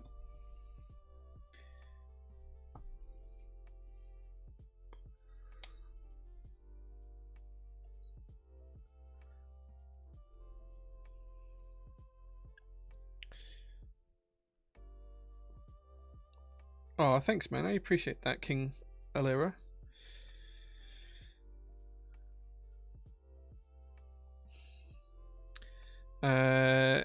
The Vintage Kish says, I know you mentioned you don't take money out of PT. Do you not take any of the tips that people add to orders? Being honest, people don't generally add tips. Tipping isn't huge here in the UK, so we don't tend to get a lot of tips. When we do, it pays for staff meals. So I like to treat Mel to dinner every couple of days here at the workshop. It's the least I can do when she works so hard. So usually tips pay for like a staff lunch. We'll order from like a couple of local places and just have something really nice. Our favorite at the minute is a local Chinese noodle place, and we maybe order from there 2 or 3 times a month. And we just use the tips to pay for that. Playing the Age of WoW sticks, yeah, like maybe. I mean, it's interesting to see, but I have had quite a few people send me boards, and they're wondering why things don't work, and it's because they've over-tightened the stabilizers. What's going on with these cameras? What is going on with these cameras, guys? I think it must be the card. I think it's a PC issue. I think it's a PC issue. So I'm going to check all my drivers tomorrow. But I think this is a PC issue because both went then and then both came back on. We have noticed some issues with this PC. So I think we're going to try and fix that. Yeah, I don't think it's the cameras that are an issue. I think it's actually the capture card that's the issue. I feel like it's on its way out. Oh look, we've lost the other camera again. And it's back. Yay. Such fun.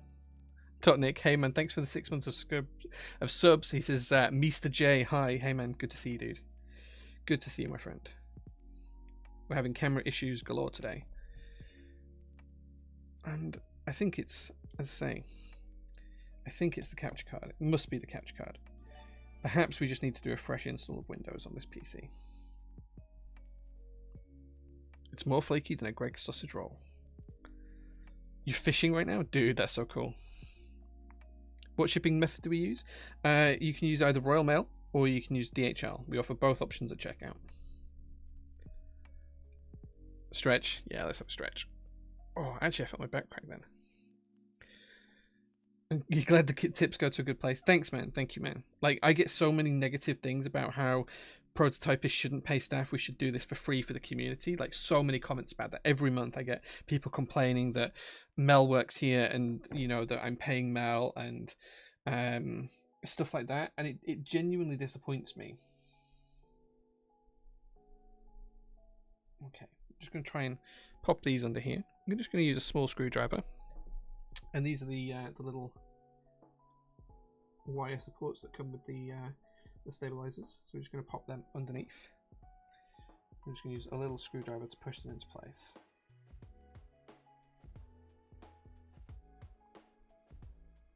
There we go.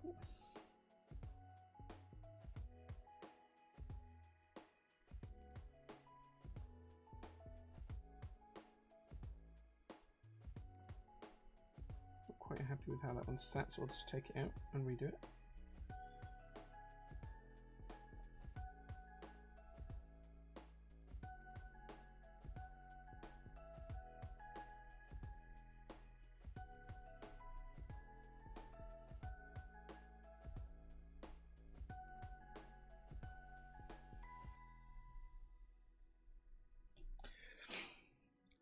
People with Shopify like myself don't have the tip option. Didn't even know it was there. Yeah, I mean, that's fair. It is there if you check out through the full thing. Has the saturation changed on the face cam since it went off? Or is it just me? It has. It's gone weird. It's gone. It's not very real tone at the minute. Let's see if we can fix that.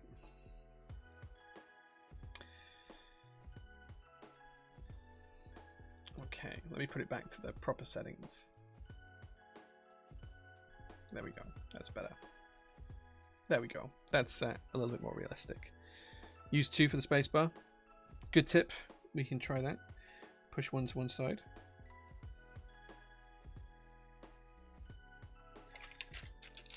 I'm going to use another one for the spacebar as well. Yeah, I think that's exactly what it is for any key. Like, it acts as a little cushion underneath the wire, and it just stops rattle from that perspective.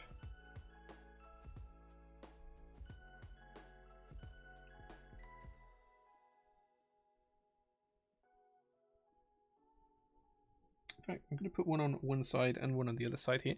So if you guys can see, I've got one on one side of the wire and one on the other side of the wire here. Probably won't make any difference, but we'll go with that. Okay, that's our stabilizers done. Next, it's time to get the plate in place and to put our switches in the board.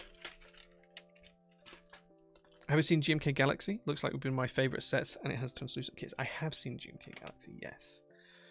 I kind of like that set. Okay, everything fits nicely with the plate, so now it's time to pop switches in the board.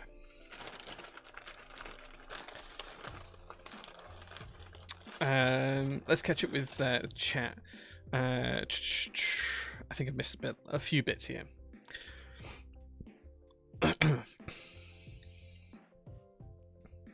I've added tips to all my orders to help the site and round the pounds to the order. Oh, thanks, man. I really appreciate that, dude. Shirakura says, how many staff does PC have at the moment? And is there plans for expansion? Currently, I have myself. So I'm the CEO, the director of the company. And I deal with all of the design kind of stuff, managing group buys, that kind of stuff. Mel works here in the workshop, and she's I'd say part-time, but it's almost full-time now, and she manages pretty much all of our warehouse stock. She manages all of our interactions with shipping companies, and she does all of the packaging and labeling as well, which often it's a two-person job, but she's in charge of it. Then we do have 2 remote staff as well, who are very new to PT and have only joined in the past couple of months. One is a full-time bona fide CAD designer, has worked in multiple CAD design environments historically, and then we also have someone else who's joined who's picking up some of the project management side of stuff as well. Again, that's a remote position. We also have a part-time employee called Sharon who deals with all of the bookwork and paperwork that needs to be done, and basically acts as our go-between liaison for the accountant services that we use. And that's it. We also have Anita who comes and cleans once a week as well. She cleans the workshop, she cleans the office, which is nice. So there you go. You have a suspicion that the camera cables are things causing the blackouts. They can degrade over time. Well, the cameras have been fine for every stream we've ever done for the past 4 years. So it would be weird that they both went at the same time. But it could be that. It could be that. I do have some spare ones. I can swap them out at some point. So we can definitely take a look at that. Why the hate? I think Mel is genuinely kind of helpful from the limited interaction I had with her. I think people just dislike the fact that Prototypist exists and makes money, makes a profit, and people think that that profit should not be there. The general consensus that I've had from people who are against it is that they think that Mel and I should work for free and that we should not be paid for our services or time. I'm not. I don't take any money out of Prototypist. I'm not paid any salary. I'm not paid any dividends or anything else. Sure, I own the company, but I make no money. I invest heavily my own personal savings in extras. So yeah, that's how we fund it, and that's how we finance right now. But we do get a lot of complaints from customers. I say a lot of complaints. We get a few a month from customers who feel like I think they think that I do take a salary, and they say that we'd be able to offer lower prices if we had lower costs. And I think they think that staff is one of our biggest costs. And honestly, staff isn't one of our biggest costs. We have rent to pay for, we have utilities to pay for, we have machinery to pay for, we have services like DHL to pay for. We spend more with DHL every month than we do in rent for a year. So that kind of puts into context how we do. I mean, we ship 4,000 or 5,000 packages a month now. So and it's growing every month. Every month we seem to ship more than the previous one. So yeah. My view is that Mel deserves to be paid well for the work that she does, and she seems happy, and I'm happy, so we'll continue to do it, despite what people say.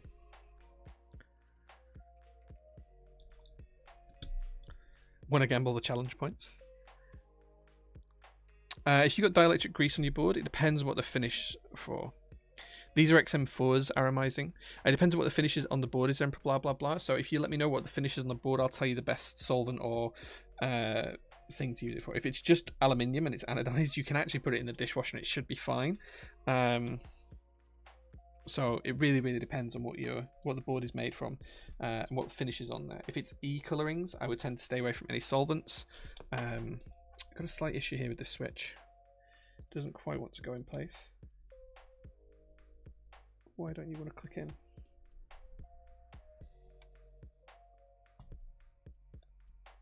Is our switch hole in the wrong position? We'll come back to that one. We might have a problem with the ISO switch.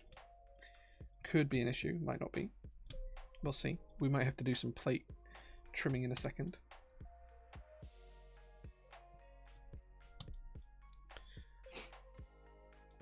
Yeah, we'll be stocking TX stabs at some point this year. Yeah, we're waiting for the round 2 ones to come out. How does your board repair service work? You send it to me. I will diagnose it. If I can fix it, I'll charge you for the fix. If I can't, I'll send it back to you. You just pay shipping both ways. Simple as that. Increase salary and take one yourself. You more than deserve it. If I need to take a salary at any point, I will do. I don't right now, but it's something that we will consider at some point in the future if we need to do it. Okay, I do think we're going to have to do some slight surgery to the plate. So the file provided by Project Keyboard may not be quite right for ISO here. The ISO enter key looks like it's slightly, it looks like the cutout here is slightly to this side of where it needs to be. We'll check it in a minute. We'll just do the rest of the switches first.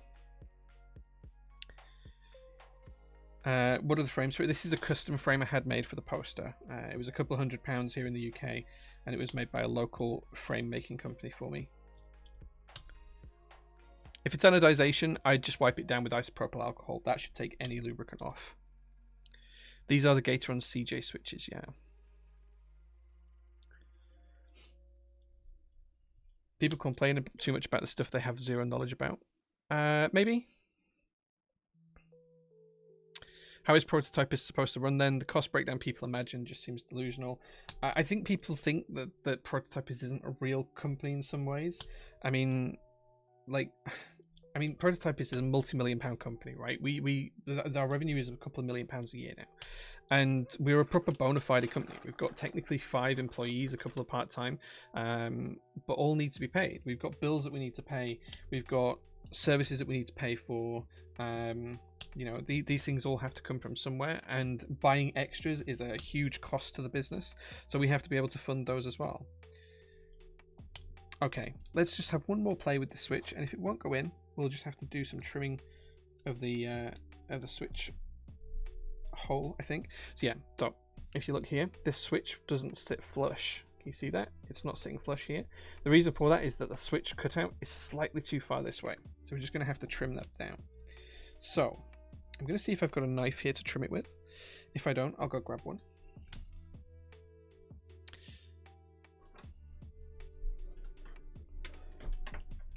Let me see if I've got a... No. Give me 1 second, guys. I'm just going to go grab a craft knife, and we'll just trim this very quickly.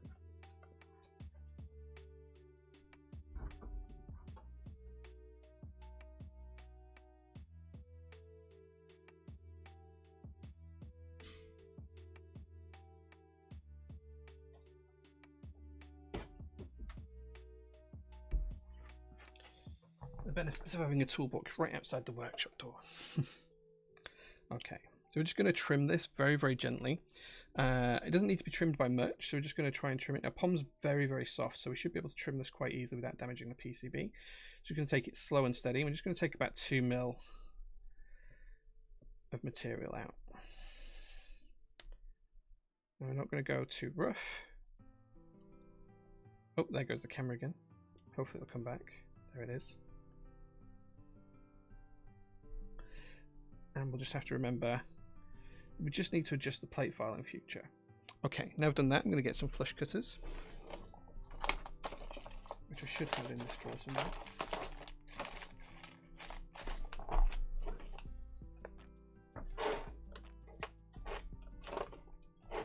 Okay, there we go. I knew I had some flush cutters in here.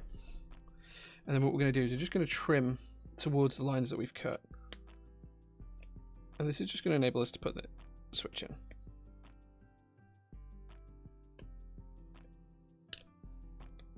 I'm just going to try and keep this nice and neat and tidy.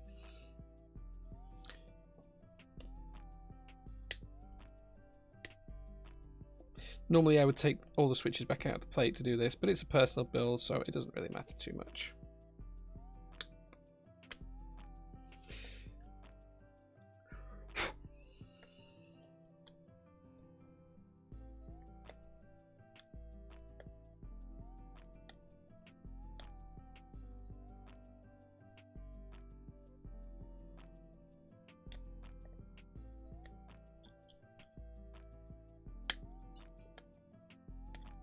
Okay, try the switch in there.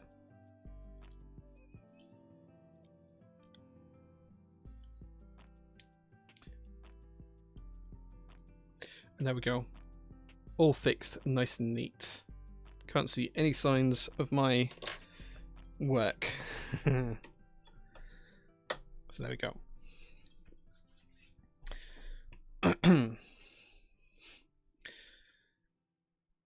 5 employees. I always assumed it was what was that? I always assumed it was just you and Mel. It was up until just the back end of last year. It was up until the back end of last year. It's only recently changed to be more than that. But PT's a big company now. We're self-sufficient and quite a big company. Tapaz Ali, thank you so much for the follow. I really appreciate that. I think that mistake was the same as a Clarabelle ISO error. I wonder if there's a misconception in the US about where the switch sits. Potentially, yeah, potentially. I mean, I know what the issue is with now. I know exactly where they've gone wrong and I can fix it. All that needs to happen is that the hole just needs to move slightly to the left. I should have checked it before I made the plates. But yeah. Custom Cut CF plate service as a group buy is coming back in January. Will be towards the back end of the month.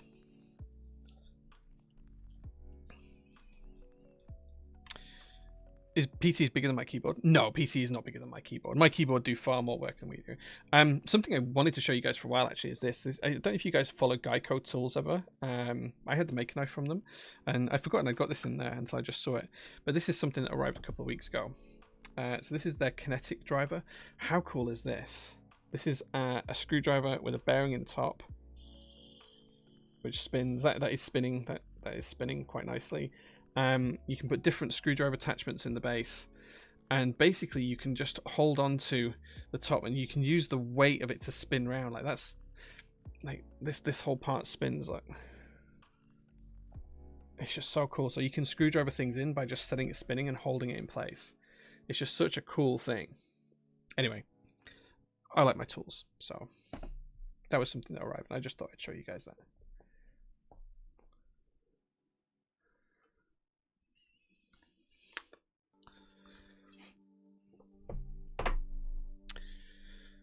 Okay, I can't speak for the Anubis switches specifically, but generally 3203 will do a lot for smooth without affecting the sound. 205G on a tactile is going to affect both feel and sound. I kind of agree. Yeah, UKP, you're kind of right there. Will forged carbon fiber? No, I don't like to do forged carbon fiber for a big reason. It sounds terrible as a plate material. It sounds more like FR4 than carbon fiber is supposed to, and that's mainly because forged carbon fiber has a really high resin content and a really low carbon fiber content. Okay, so now that we've done that, I'm going to zoom in a little bit, and it's going to be time for us to solder the board. And whilst we're soldering, guys, you can ask me any question you would like about any topic you would like. So you can ask me something about prototypists, you can ask me something about life in general, you can ask me any subject on any topic that you want during my soldering, and as long as I can answer in a stream safe way, I'll give you an answer, and an open and honest one at that. All you need to do is just tag me with @jprototypist and ask your question. Any question at all, no limits barred here. You can ask anything you'd like. And as long as I can be open and honest with you without breaking Twitch's terms of service, I'll give you an open and honest answer. How does that sound?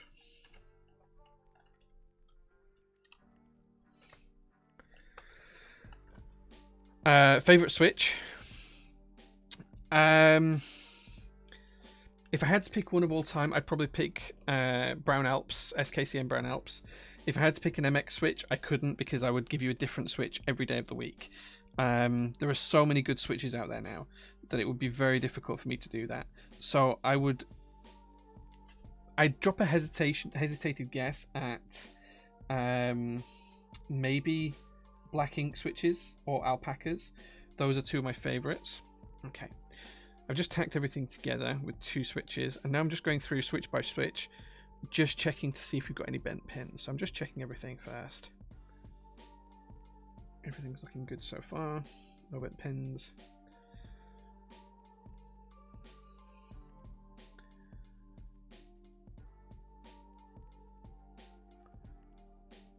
Okay, all looks good. No bent pins anywhere. Okay, great. How do you be today? Yeah, totally, completely agree.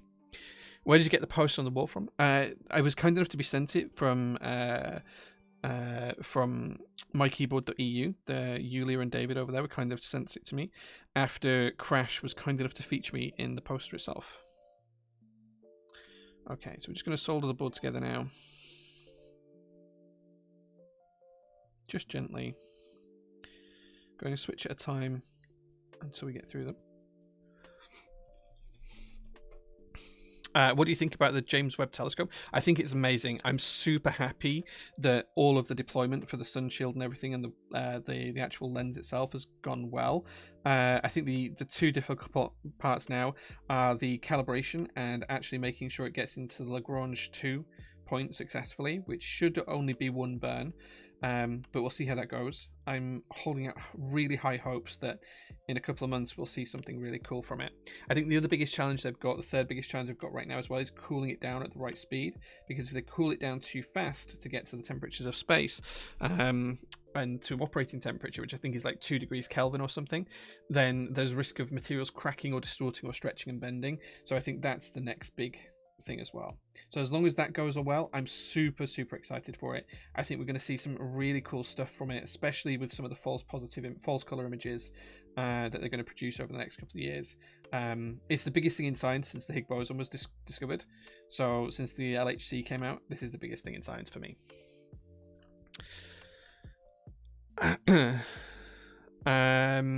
Are the Anubis switches any good? I like the Anubis switches as a tactile. They're pretty solid. We will be restocking them later on this year.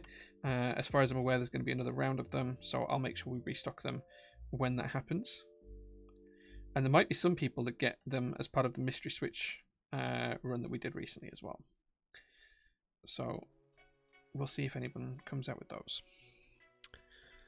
What's your favourite drink? Personally, I'm in love with Fireball, Galliano, apple cider at the minute. I call it drinkable apple pie.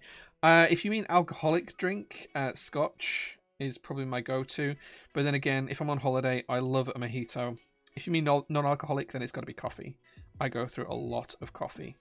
An awful lot of coffee. Too much coffee.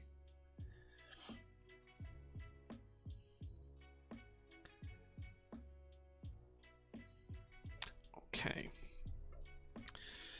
Do I think that this will be the year that the GMK keycaps lead times will improve? I hope so. I think they have been improving quietly and no one's really seen it because they've gone from shipping 4 or 5 sets a month to shipping 10 or 12 sets a month. So they've kind of doubled their production capacity, it seems. So yeah, I think that things will start to get a bit better.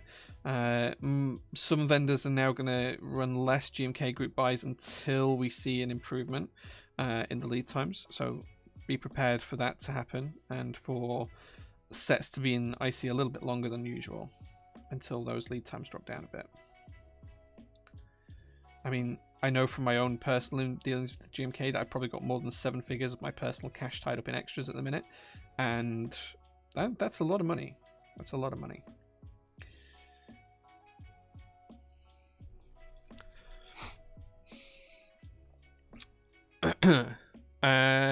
Why do the Lilac Linears feel so light to actuate?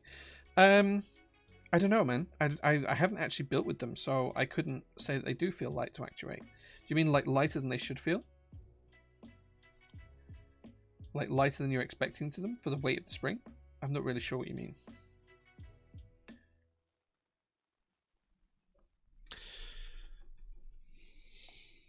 Do you have a service for prototyping, or do you go to the manufacturer? Oops, chat jumped up a lot there. Or do you go to the manufacturer that will do the group buy? I'm feeling out the landscape for getting something custom made in the future. So, Lex, it really depends on what I'm doing. If it's something that's off the beaten path, I will tend to go to a known manufacturer, one that I can trust, one that has made keyboard stuff before. If it's something more run of the mill, I tend not to mind which manufacturer I'm using, and sometimes I'll even use new manufacturers as a test bed through prototypes as well. So it really depends. It's probably a better discussion for one over DMs or email at some point if you want some more information on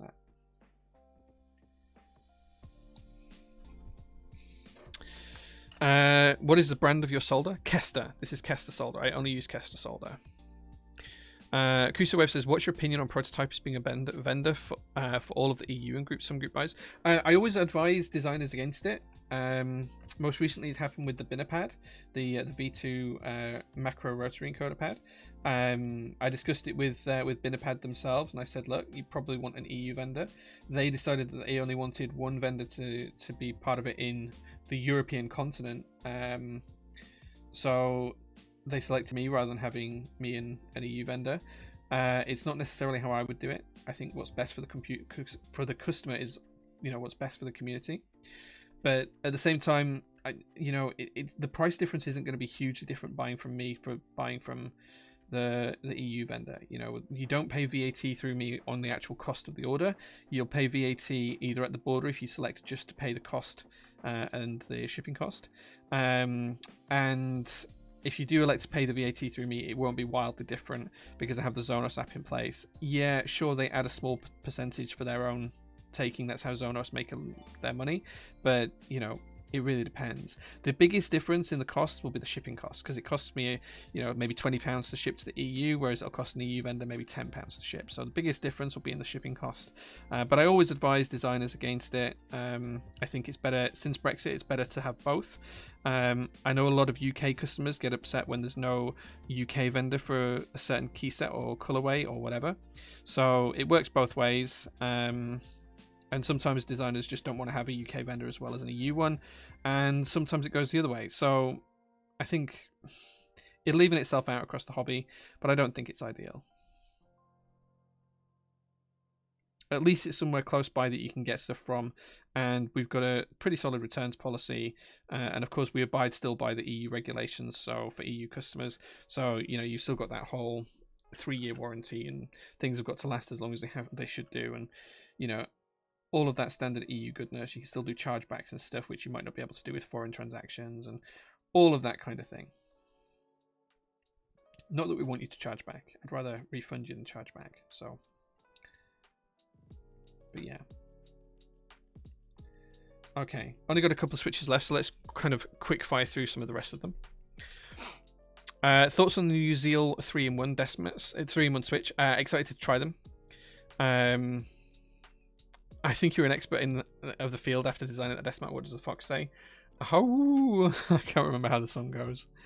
Aloni Potate says, opinion on the Kale box burnt orange switches. The solid switches, I've got them in one build. I don't dislike them. How do you recommend finding manufacturing for prototyping CNC ALU boards? Speak to a vendor is the easiest way. Speak to a vendor who's already got those contacts, already got those connections, and is able to provide that kind of level of service for you. Someone you trust. Beige Lamp says, how do you feel about turning a hobby into a job and a business? Does it make the hobby more boring per se and more of a daily job? So this isn't really a job for me because I don't get paid. Let's put that clear. I don't get paid, so therefore it's not a job. Is it work? Yes. Work and jobs are two different things in my head. It's nice to be able to follow your passions and do something that interests me. I had a pretty senior career in project management for a long time. And I prefer what I'm doing now. I'm 100% happier doing keyboards and running Prototypist, even with no income, than I was when I was earning, quite a decent salary and spending time at an office and all of that kind of stuff. I used to think I loved my day job as a program manager and project manager, but in reality, I don't think I did. I think I enjoyed the successes, the failures, the learning, the challenges, rather than the actual job itself, and I'm definitely much happier now, and that's what that counts for. So yeah, I think that's probably my answer to it. Just wanted to know because most manufacturers expect something more out of protos, and I don't want to anger anyone. I have some good quotes from a local German service, and we'll be happy with that. What is my soldering kit? I use a TS100 soldering iron, which is here, TS100 soldering iron. Why has that gone so yellow? These cameras, man. I think it must be the the card that's going, because it's changing the colors as well. I'm going to strip down the PC. There we go. TS100 soldering iron, Kepler solder, and that's pretty much it. That's all I need.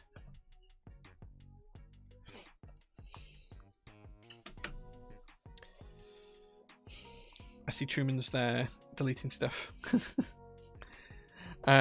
What keyboard does have the same sound signature as a Type 65? All keyboards sound different. You're never going to find the same keyboard sounds the same. A different keyboard sounds the same as another one. Keyboards will sound different if you move them from one room to another. So trying to get two different keyboards to sound the same, even if you put the same build in them, you'll loop the switches differently, or you'll have it in a different room, or you'll have it on a different desk mat. It's going to sound different. So I really wouldn't try and match a sound profile like that. Trojan says, I noticed you mentioned pen rails in Discord, you might be getting more in. Was that for the JO1? Yeah, JO1 and JO2, so we're going to have some brass, copper, and some raw aluminium pen rails coming in stock soon. They're on the way to me right now. MB Smeedy says, I can definitely recommend the Pinesil if you're in the mainland UK. Yeah, the Pinesil is actually a clone of the TS100, so the Pinesil is really good as well. I think it uses the same tips too. Okay, so there we go. That's the board all built on this lovely POM plate. These are the POM plates we manufacture in-house. As you can see, these are pretty nice. It's now time to put this in the case, which means we're now back to the board, and it means we have to peel off this covering. So let's, do you know what? Let's pause the music and let's do a bit of ASMR here. Let's pause the music. Let's flip over to the camera. Hold this up to the microphone, and let's peel this off together. Wait, where do I need to go? This way. Here. Let's peel this off together. Turn it around so you can see. Oh, look how shiny that is. Look how shiny that is. I'm going to get fingerprints all over it in a minute. Look how shiny that PVD is. Stainless steel, sorry, polished stainless steel. Look how shiny that is. You can see all the mess on my desk. Look how shiny it is. There's the remains of my coffee, switches. It's like a mirror.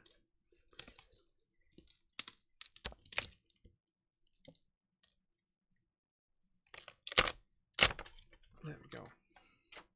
Okay, I just wanted to do that for a second. Let's put the music back on. Okay. Tingles.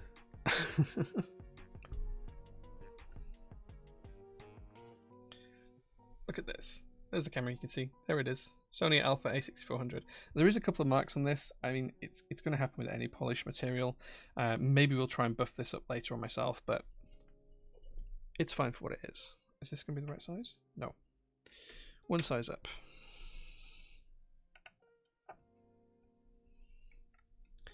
The machine marks inside. Yeah, it's really nice, Neon Ninja. I fully agree on that as well. Can we get a room temperature check, please? Cheeks are still looking rosy. It's 21 degrees in here right now. 21 degrees Celsius.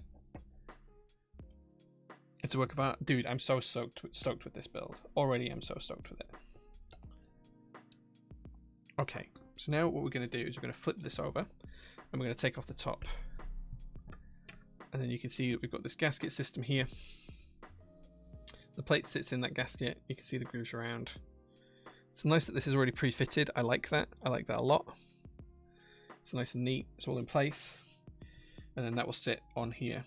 So the first thing we need to do before we do anything else is put the connector in for the cable.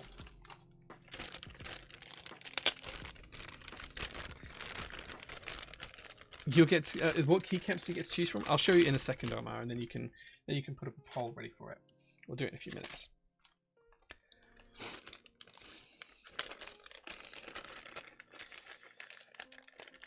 Okay, so this is where we've got the cable, and then we've also got the bolt and everything else. So what we need to do is we need to thread the JST connector through the hole, and then once we've done that, we need to put the washer on, and then once we've done that, we can put the bolt on the rear. And then what we're going to do is we're going to pull it all together like so. And then we're just going to twist the bolt until it clicks on, hopefully.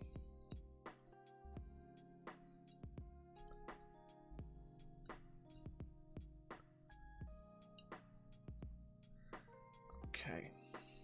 This isn't quite catching.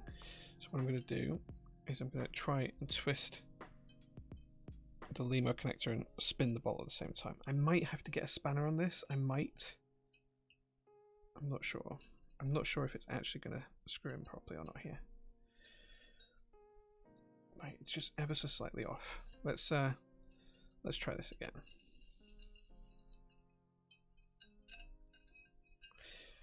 There's very little thread that we've got to connect onto here. So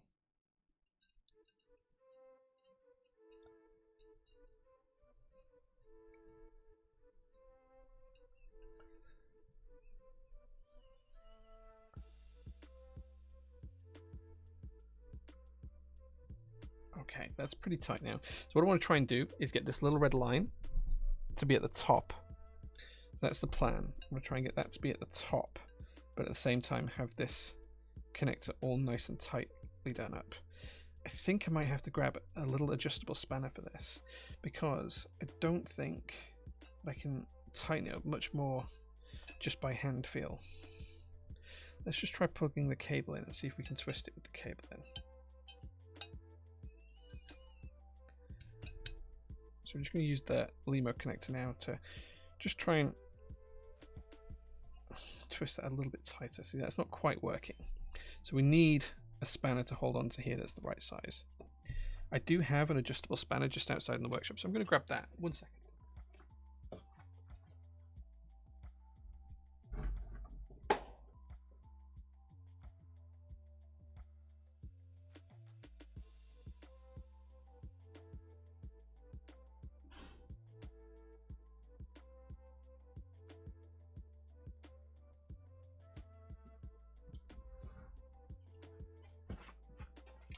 Okay, adjustable spanner. What I'm going to try and do is set the grips so that they're just small enough to get in there and wedge it into a certain position.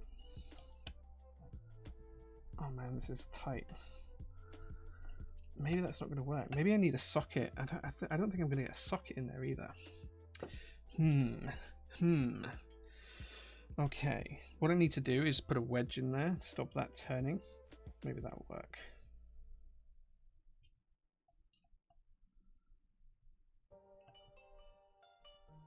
Okay, that's working slightly, but it's not ideal. This is not ideal.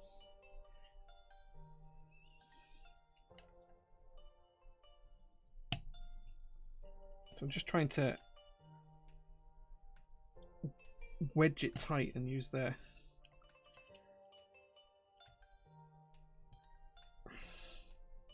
okay, that's about as tight as I can get it. That's not ideal. Oh well, it is what it is. So we're just trying to wedge the bolt. You wouldn't get a socket over it. I think if I was going to do this myself, I'd make this channel wider so you can actually put a socket in over the cable. So you'd thread the socket through here and you'd hold the socket in place and then you'd be able to tighten it up with the cable. But that's tight enough for now. And we've got it so that the red line's broadly at the top. So it's good enough for me.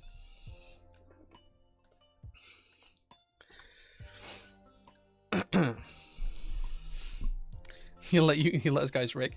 Right, okay, so now we've done that, what we can do is we can connect the JST connector up to the board.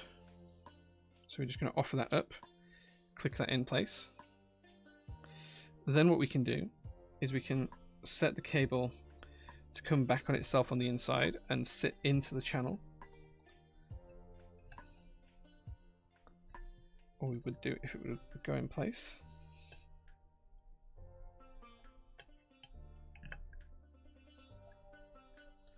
Yeah, it's not liking that, is it?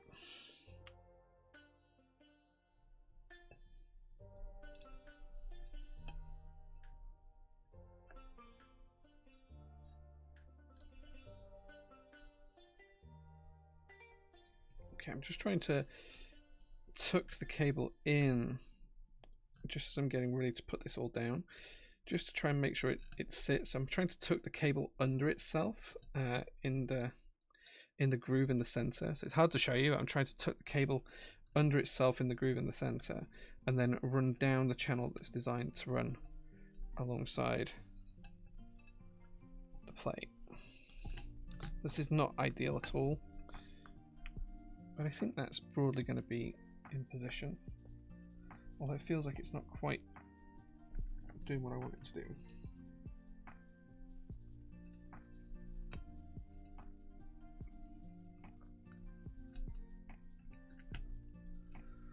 Yeah, that feels like it's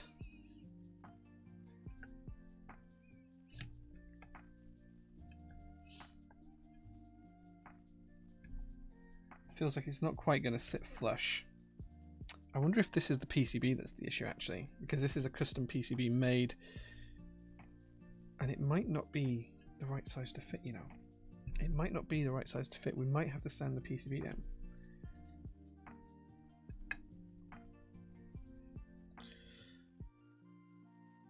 Interesting. I think we're going to have to trim the PCB for this, guys. This is why we're building it ISO. Oh, this is the challenge of building it ISO. I think the PCB is just slightly too long here, despite it being made to specifications provided by 159. I think it's slightly too long to fit in here, and I think it's just, is it the whole length or is it just the corners? It's the whole length. Okay, so the cable is not the issue. The cable is going to be fine. What the issue is now is the size of the PCB. So now we need to trim the PCB. So basically, this and the distance from here to here is just slightly too large. And you can actually see it from the top. There's like a slight bit overlapping with the plate, and the plate should just sit on there as well. So now we need to trim it down. What am I 3D printing? We're 3D printing stem holders, which look like they've gone wrong. Oh no, they haven't. 3D printing stem holders that we give away as part of any Switch purchase, and Switch openers, which again we give away as part of any Switch purchase. So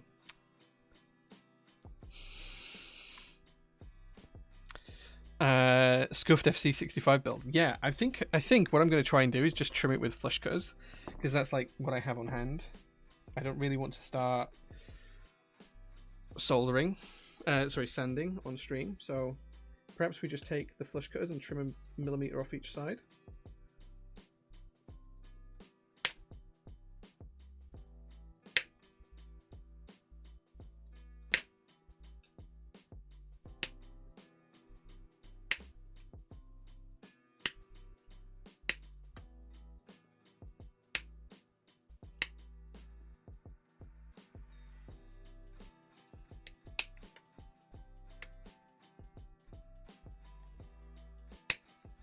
Okay, I mean this is working, but I'm not sure if it's still going to work on the PCB.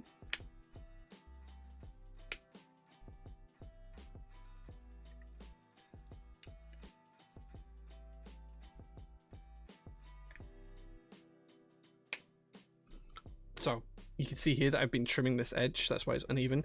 This is where the edge was too, and this is the material that I've taken off all along here. Scuffed build or what? The things I do to make stuff ISO. So I'll show you this guy's snippet at a time. So I'm just going to cut as close to the edge here as I can. And hopefully we don't cut through any traces.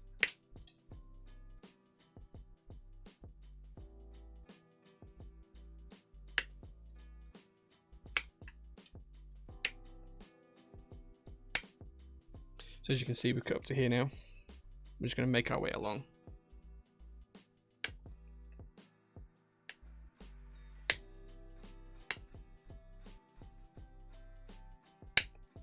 And then we'll see if this fits in a minute. And if not, we'll just do one more pass on each side, and we'll see how that goes.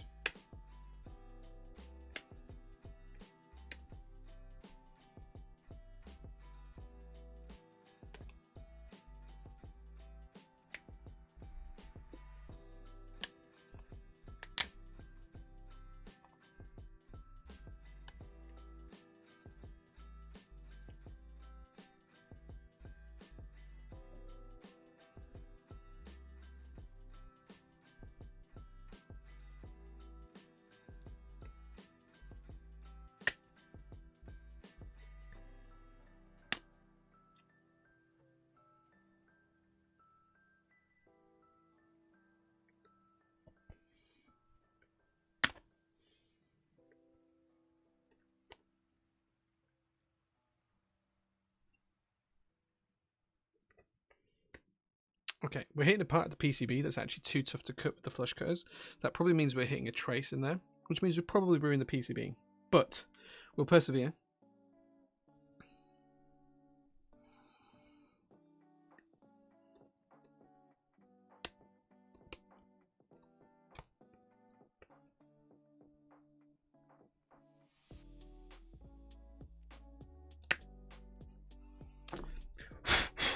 Okay, so we have now trimmed both sides. We'll hope that this still works. Poor PCB. Hey, it's a prototype. This is what we do. This is what we do.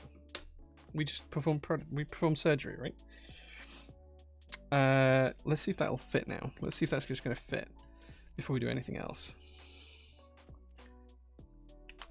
Come on, cable, behave. Okay, that should fit now. It should fit, I think.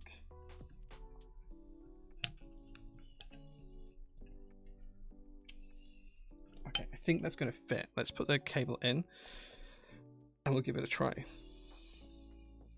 And hey, if we have to design a new PCB for this, well, we can do that as well.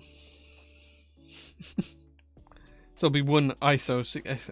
Well, the other one uses the same PCB, so that will have to go through the same surgery as this one to be able to work. So whatever surgery we have to do here, the other one will have to have the same happen. Oh man, the cable is just so finicky as well. It just does not want to stay in position.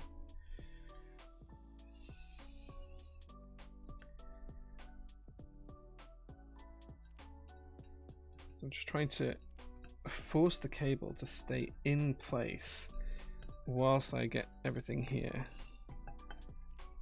Let's see if that's going to hold. Let's see if we can get this in place now. Like, if it's not going to fit, it's a fraction out.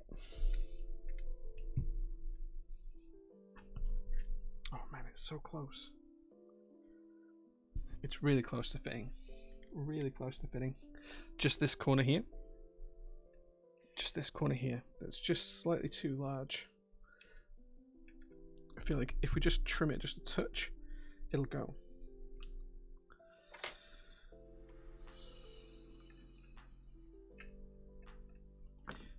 Just want to gently pry this back out now.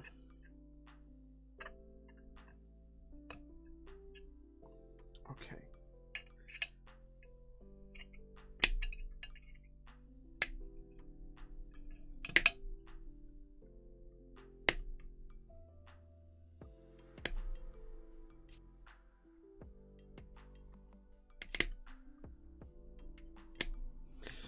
Scuffed build for the win, right?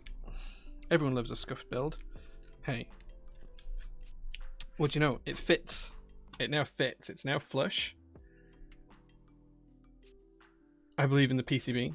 10 seconds ago. Vote on poll. Wait, what's the poll? Did the PCB... Everyone thinks the PCB survived ISO trimming? We'll find out at the end of the stream, right? Okay, now we get to put this beautiful top piece on. If this doesn't work, I'll just get the PCBs remade, and I'll just have the PCBs made slightly smaller. It's as simple as that. Oh man, so many little marks on here now. Right, screws back in place, and then we'll test it, and we'll see what happens when we test it.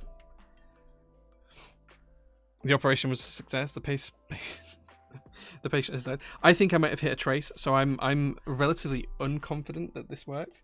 But if it didn't, we'll just get some more PCBs made and we'll just trim them down a little bit. I'm back. What fresh to hell did Jay visit on the PCB while I was gone? Yeah, I dropped a screw on the floor, if that helps. Where did that go? Oh, there it is.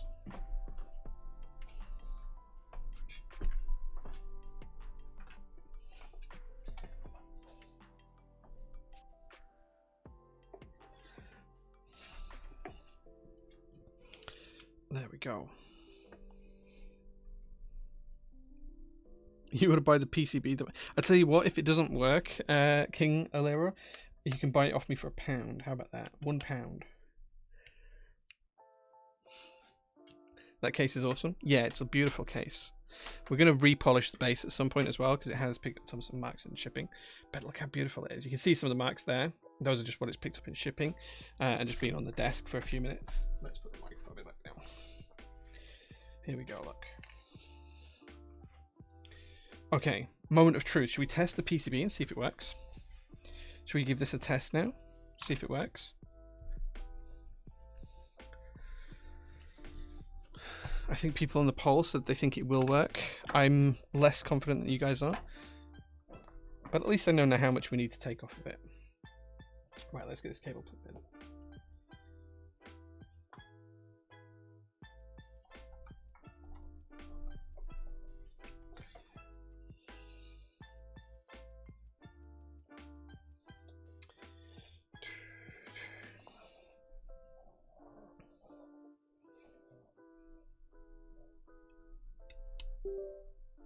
Well,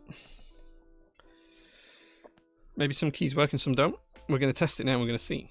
Let's load up Via and have a look, shall we?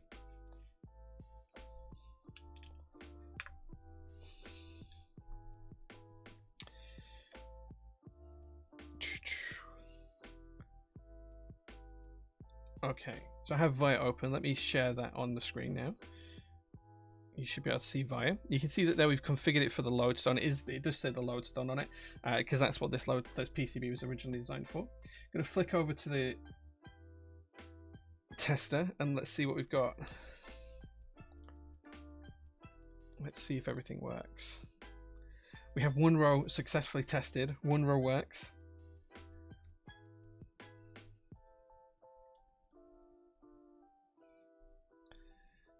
That all works. I had to trim the PCB with some flush cutters, Joe. So I had to actually take flush cutters and trim the PCB. You can scroll back and see it. So there is a question around whether this corner works here, this bottom corner, which will be on in a second. Where do we get to? Here. I think if anything isn't going to work, it's going to be this one. Oh, we might be okay. Windows key works. Spacebar works. That should be MO1 as well, so we'd be good on that one. Last key. What do we think, guys? Is the last key gonna work? Is the last key gonna work? I didn't actually cut through it. I think I just made it visible. Let's see if the last key works.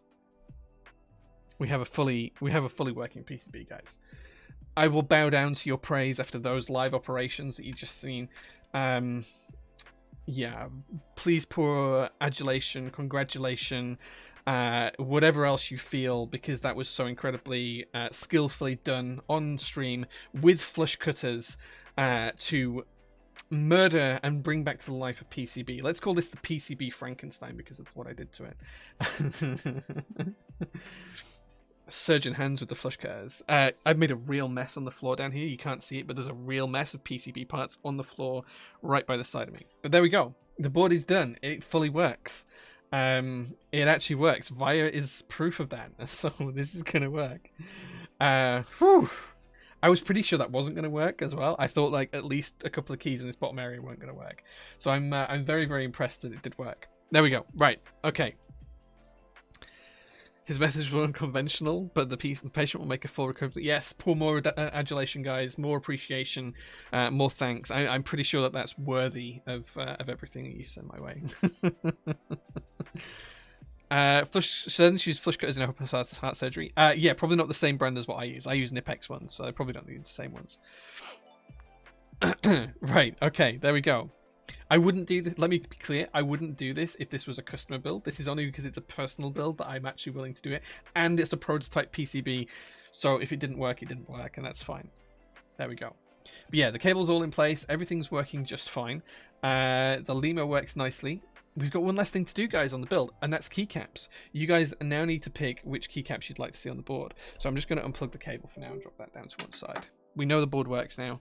Let's fold this matting up a little bit neater underneath this as well, just so that we can see the beauty of the board a little bit better.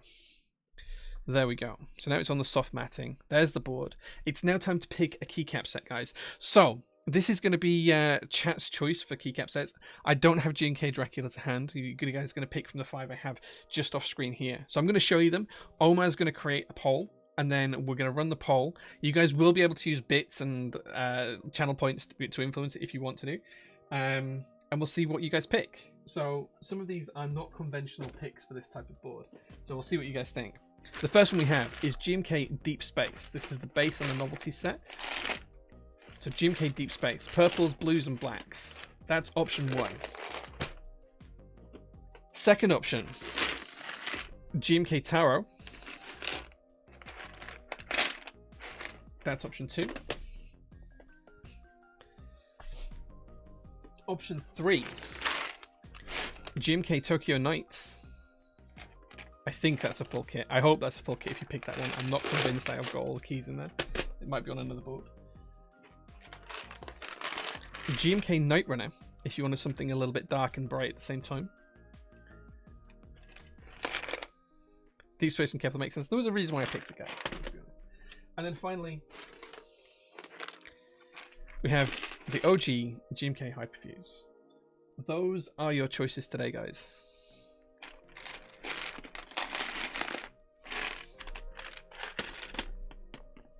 That's all 5 key sets to choose from today. Omar's going to have a poll up in just a second. We're not doing that Dema text. No, bad man. We are not putting a different keycap set on each row. We're not doing that. No. So the poll's going to be in a second. Omar's just sorting it out. And as soon as he does those up, you'll be able to vote, and then we'll see where we get to. Come on, Omar. Get that poll up, dude. Get that poll up, man.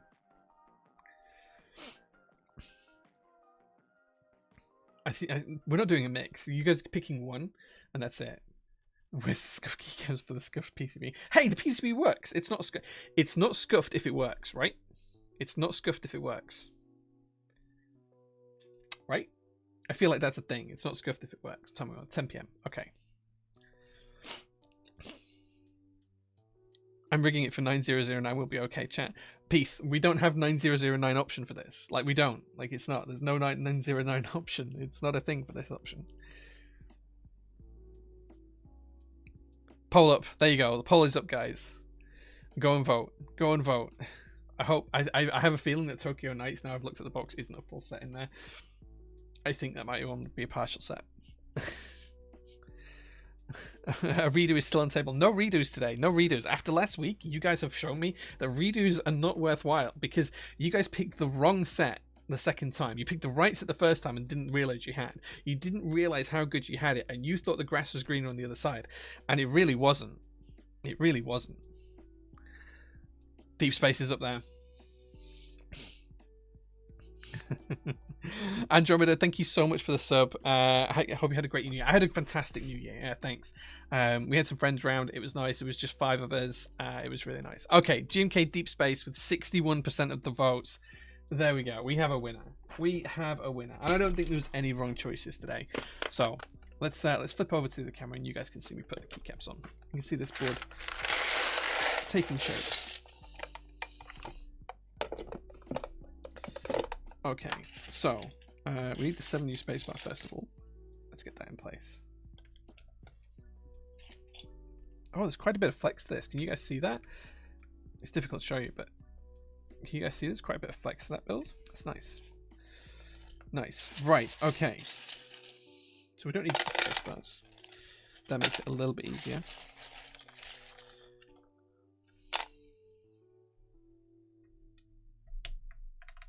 There we go. Let's get the rest of these keycaps in place.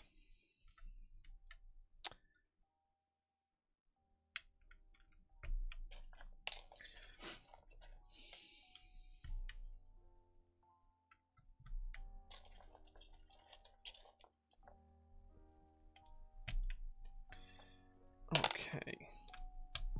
9009 hate to confirm. I love 9009. It's one of my favorite sets. But you guys did make the wrong choices last week.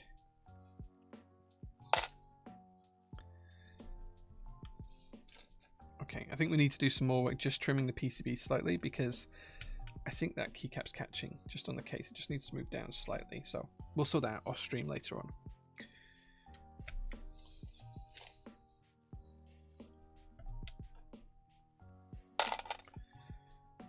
They need to be 1.5 U keys, not 0.25 U keys. Okay. Just going to keep whatever mods I think we might need for the side, for the column here, just out, just in case. And we'll come back to them in a short while. Whoops. Throwing that on the floor.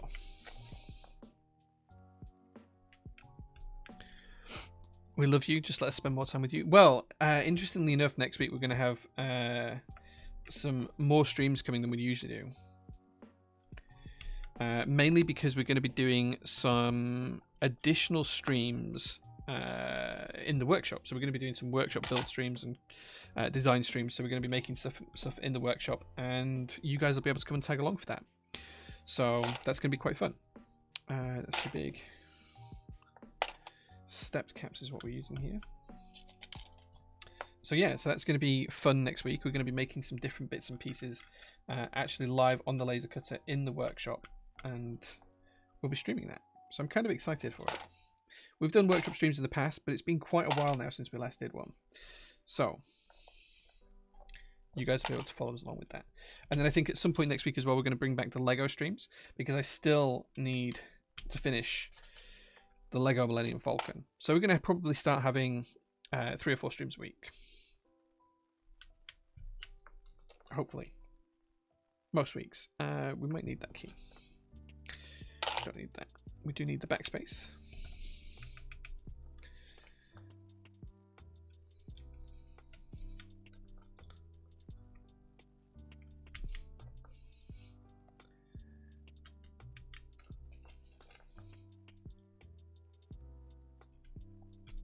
This set looks sick already. It looks great. It looks really good. It'd feel insulting not to pick deep space. Yeah.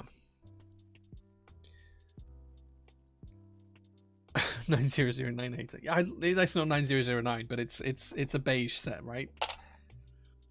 We might need that. We don't need that, or that, or that, or that. We might need that. We don't need that. We don't need that.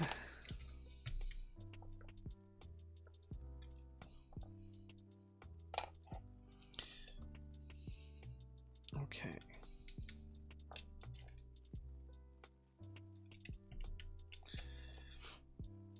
Don't need that. Lots of keycaps we don't need. Struggling to find the ones we do need right now.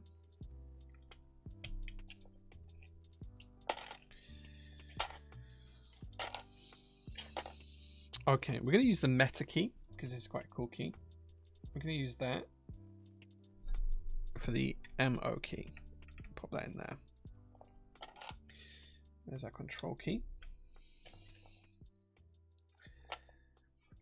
I'm going to put a code 1U key there, just because I like the code key. Okay, I'm pretty sure this set doesn't have UK ISO, but that's fine. We'll cope without it.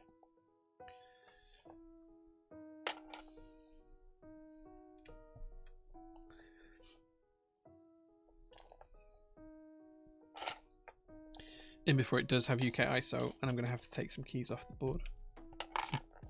It's always the way, isn't it?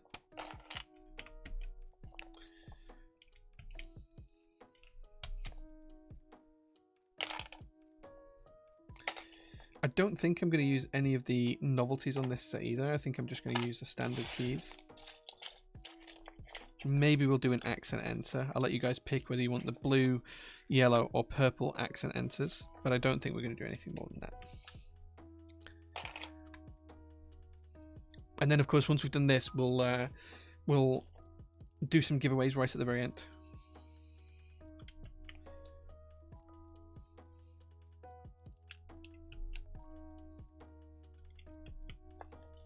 Okay, starting to take shape now. Can see how it's going to look. Pretty happy with it so far.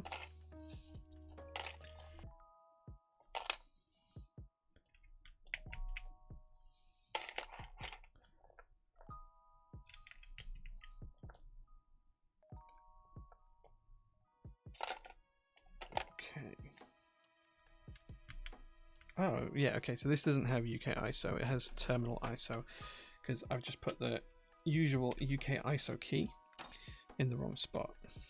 So that's going to go there. There we go.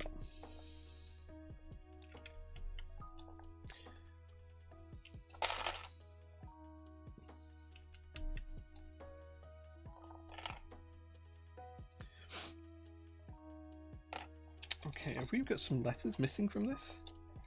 Or have we... Oh, okay, there we go. So it's not got terminal ISO, it's got the double key. That's a negative. Okay, I feel like we might be missing a couple of keys from here. Either that or I've already put them back in the tub. Okay, maybe not. Maybe not. Maybe we're good. Maybe we're good. Maybe we are good. I just need an alt key. That's 1.5U. There we go. Right, and then we're going to do two opposite keys. So if you pick... Okay, in chat, I want you to tell me, guys. Right, what do you want to see? Which enter do you want to see? Do you want to see the yellow, the blue, or the purple? You tell me which enter you want to see. Whichever you don't pick for these, out of the blue and the yellow, I'm going to put up here. That's how we're going to do this. So just in chat, say whether you want to which color enter you want to see. Whether you want to see the yellow, whether you want to see the blue, or whether you want to see the purple.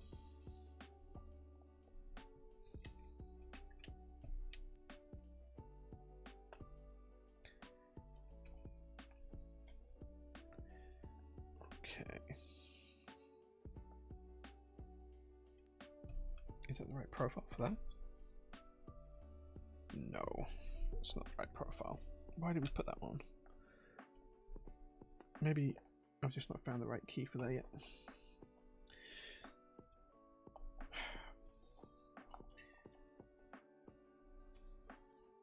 Is that the right profile key?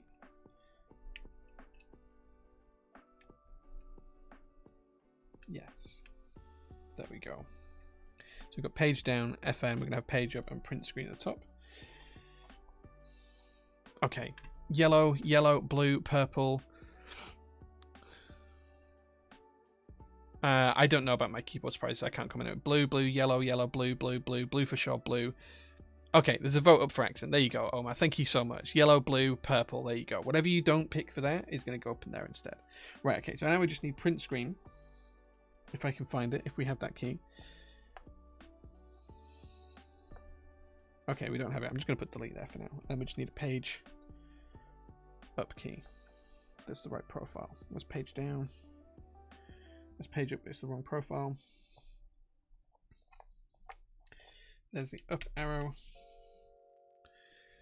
There we go. That's the right key. There we go. We've just got two keys left to go. Thank you for the follow, man. I really appreciate that.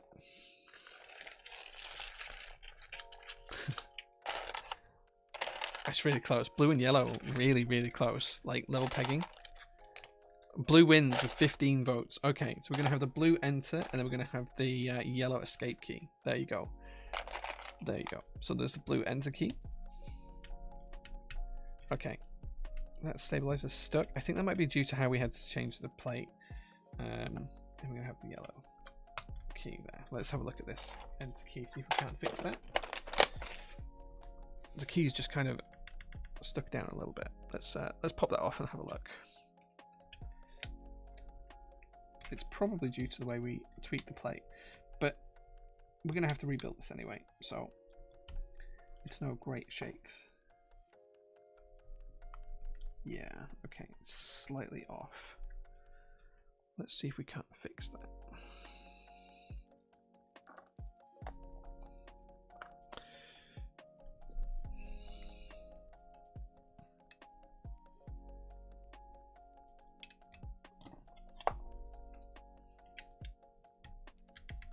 And fixed. There we go. So there we go, guys. There you have it. This is the Kepler FC65 with GMK deep space. How good does that look? I'm pretty happy with that. That works so well. The plate's not quite sitting square in this. It's touching in this top corner, so it needs to drop down a little bit. And that's just where we've trimmed the PCB. So I'm going to take it off and I will sand it on the proper sanding wheel in the workshop tomorrow. and rebuild it then. You can see there's a slightly large gap here. That will be slightly smaller tomorrow.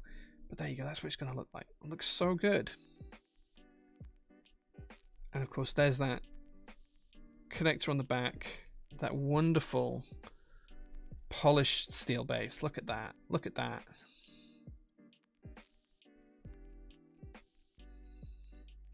How beautiful is that? Look at that side profile.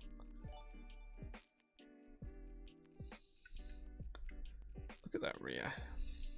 This looks so good.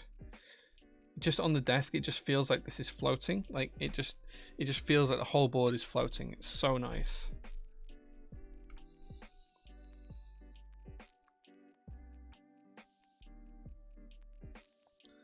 So there we go. I hope you think that looks as good as I think it looks, guys, because I'm super excited by that. Look at that. How good does that look? Very cool, not scuffed at all build. It's deep. Nice. Fingerprint magnet 101, 100%. Set up a tour using the back of the board, maybe? Sure, yeah. What do you want to see? There's my screen. Over there is my Xbox controller that I use. There's my Juby. There's my glass of water, my cup of coffee, keycap sets, some switches. There's my screen again. There's a clock, tools. Over in this far corner, there should be some keyboards somewhere if it'll pan. There you go. There's some keyboards and stuff up there on the back. Beard view. I don't know if I'll be able to get my beard. There you go. Beard view.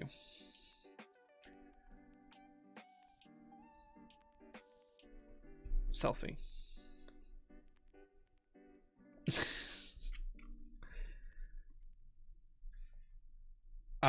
Everything's for sale for the right price.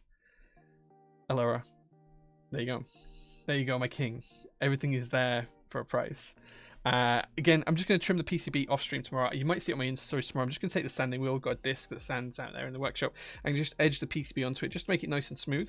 That'll mean it drops in a little bit nicer. And I think I just want to desolder the ISO enter, just trim a little bit more of the plate away, and then resolder that in. So I'll do both of those tomorrow. You'll see those on my Insta stories if you're watching, and that'll complete this build. But it does look so good. I'm super stoked to have this back in fully working condition. It's so good. It looks so nice. Nose is clean today. Thanks, man. Thanks, man. It's not always. Bidding wars too. Please wear a face mask. Yeah, if I'm standing it, I will do. We have masks and everything when we're laser cutting as well in the workshop. I'll start with 2,000. 2,000 what? 2,000 what? I don't know what 2,000 means, but like, if you mean 2,000 pounds, email me because we'll sort something out. But yeah, that's a super nice build. Super happy. If you're making serious offers, King Elora, then drop me an email and we'll have a chat. Everything's for sale for the right price. But there we go. I'm super happy with that. Super stoked with how it came out. That's definitely the right key set. Good shout, guys. That looks so good. That's a more representative angle there of what it looks like without the glare from the stream lights on it. I think that looks super cool. Super cool. So a couple little tweaks to it tomorrow and it'll be perfect. Okay, so that's the build done, guys. Now I said that we're going to do some giveaways, so I'm going to run some quick giveaways. We're going to do 3 or 4 giveaways. This is going to be for a random desk mat. So what we're going to do is I'm going to tell you a keyword. You're going to type it into chat. We're going to give it a couple of minutes for everyone to type in the keyword. Then we're going to give sound test right at the end stream. Sound test at the end of the stream. Yeah, we'll do the sound test after the giveaways. Giveaways first, then sound test, right? Giveaways first. We're going to do some sound test in a minute. We're going to do some giveaways first.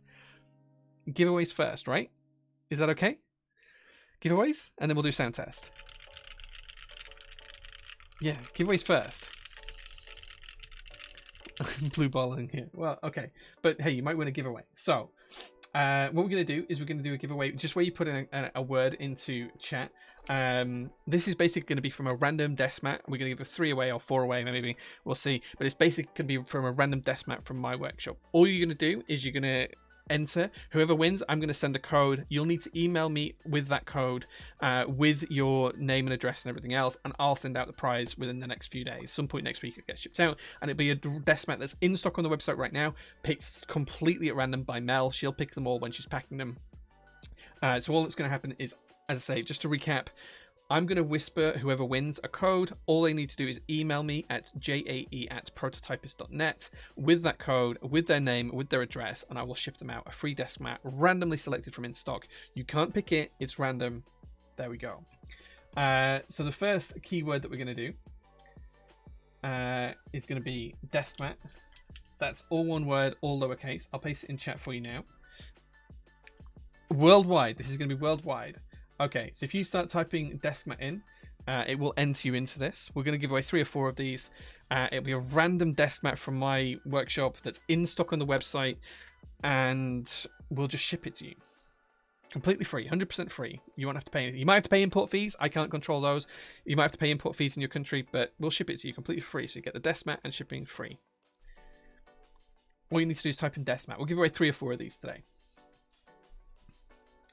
Okay, I'll give it another 30 seconds. Keep typing in desk mat if you want to be entered into it. We currently have 75 people registered. There's 200 viewers though, so if you want to be in this, guys, you've got to be in it to win it. All you need to do is type in desk mat. If you really wanted to, Green Man, you could do.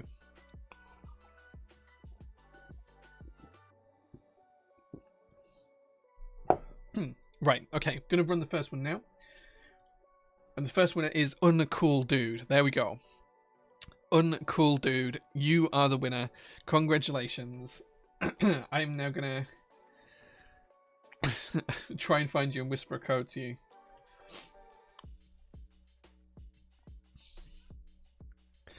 And all you need to do is send me an email. Wait, how do I whisper to people? Do I have to do it on Twitch?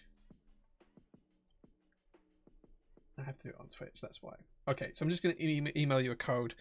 Message you a code, and then you can send that to me. Okay, just going to zoom in a little bit more so people can't see the code that I'm typing on the other keyboard.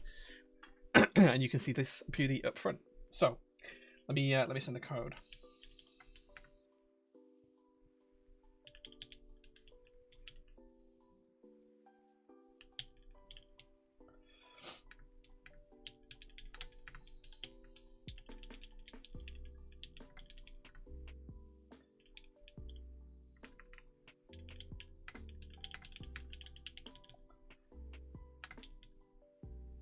There we go. There we go. There you go. Yeah, I've got it. I just can't do it through Streamlabs. The email will be in the message, Semi-Doge. If you win, the email will be in the message, but it's just j@prototypist.net. There we go. Okay, so Uncle Dude, you should have your code now. Right, let's do the second giveaway. Again, we're going to do the same thing, but it's going to be a different keyword this time. This time it's going to be scuffed. So the keyword this time is going to be scuffed. I'm going to pop that into chat now. There you go. You can just put scuffed in there, capital S. It doesn't worry about the case, but you know, if you want to be certain. And we'll do the same again.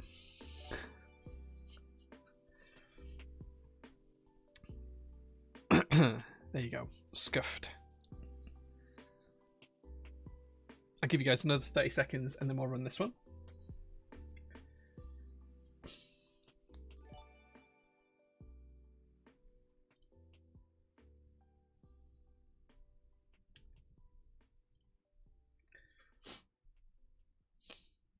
Okay, gonna roll it now, guys. 5, 4, 3, 2, 1, rolled. Artemis 7Z, there you go. Congratulations, Artemis. You are the winner for the second desk mat that we're going to give away. Congratulations. As soon as Artemis posts in chat, I'll just DM them. There we go.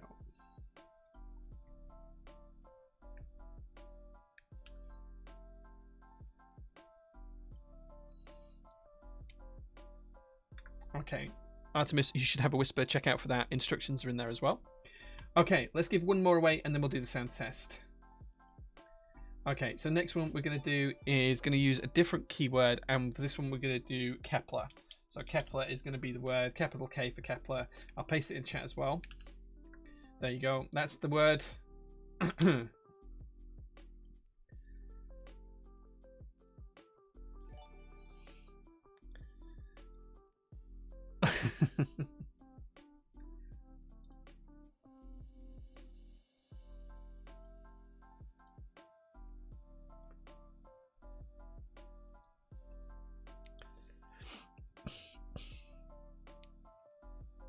Okay, we'll give it another 10 seconds or so just for you to get these in. Guys, if you want to be in it to win it, there's 200 of you. There's only about 100 people entered for this.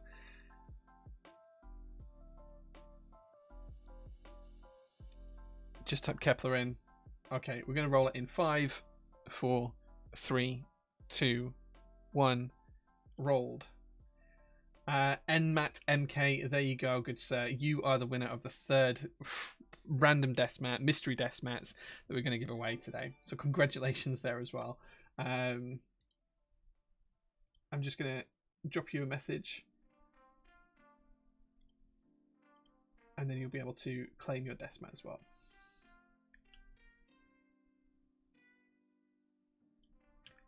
Instructions are in there, so you should all be able to follow those. There we go. All done. Right, okay, so let's do a really quick sound test for this one. We'll then find someone to raid, we'll wrap up the stream, and then you guys can come check back next week when we're going to be streaming in the workshop, probably on Tuesday or Wednesday during the daytime here in the UK.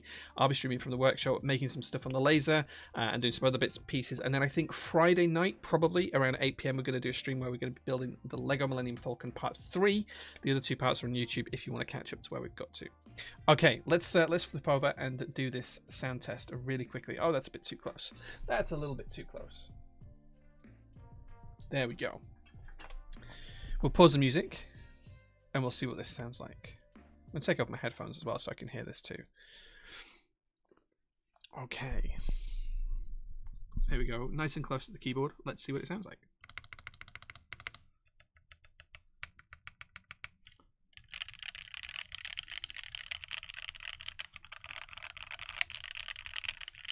Sounds pretty good.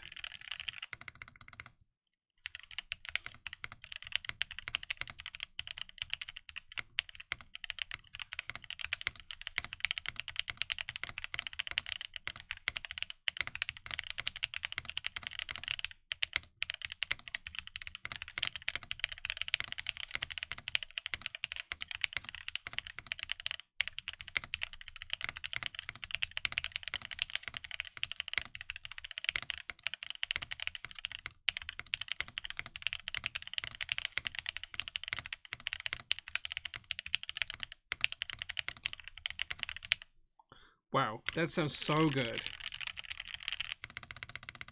Space sounds good. These stabilizers are really nice.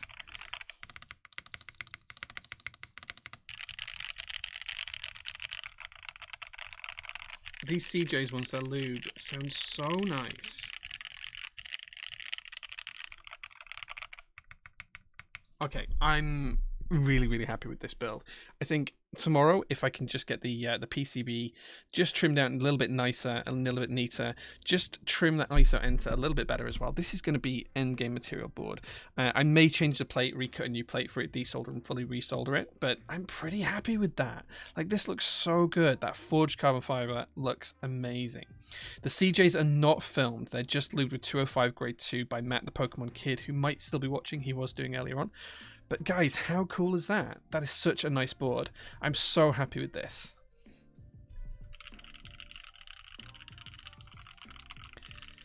That's so good. This is definitely going to go in the display case and be on my desk for a little bit. Like, I'm so happy with that. Man, that sounds good. I'm very happy with that. It definitely sounds better than the Saturn 60 last week, although that sounded really good for what it is because it's a very different construction. And the Saturn 60 was on my desk for a few days until Mel took it off when she was printing out some labels at this desk because she just didn't like the board. But she's wrong, so there we go. Keycap set is unreal. The keycap set is so good. This is GMK Deep Space. I'm a huge fan of it. and yeah, it looks amazing. It looks super good. Okay, so again, thank you to Flex for designing the PCB. Thank you to Project Keyboard for letting me buy one of these. Thank you to you guys for watching. Let's find someone to raid before we finish up the stream. If you guys have got any suggestions on who we raid, let me know now. But I'm going to have a look on Twitch and see if I can find anyone streaming in the Makers and Crafting channel that looks fun. Disastertron's streaming, so we could do Disastertron. We could raid Lightning as well. Lightning's streaming right now. Let's raid Lightning. Lightning? Yeah, people have said Lightning. Let's raid Lightning because he's streaming right now, or he's just about to start streaming. So we can raid him in a second. I mean, he's only just started streaming, right? Yeah, he's about to start streaming in a second.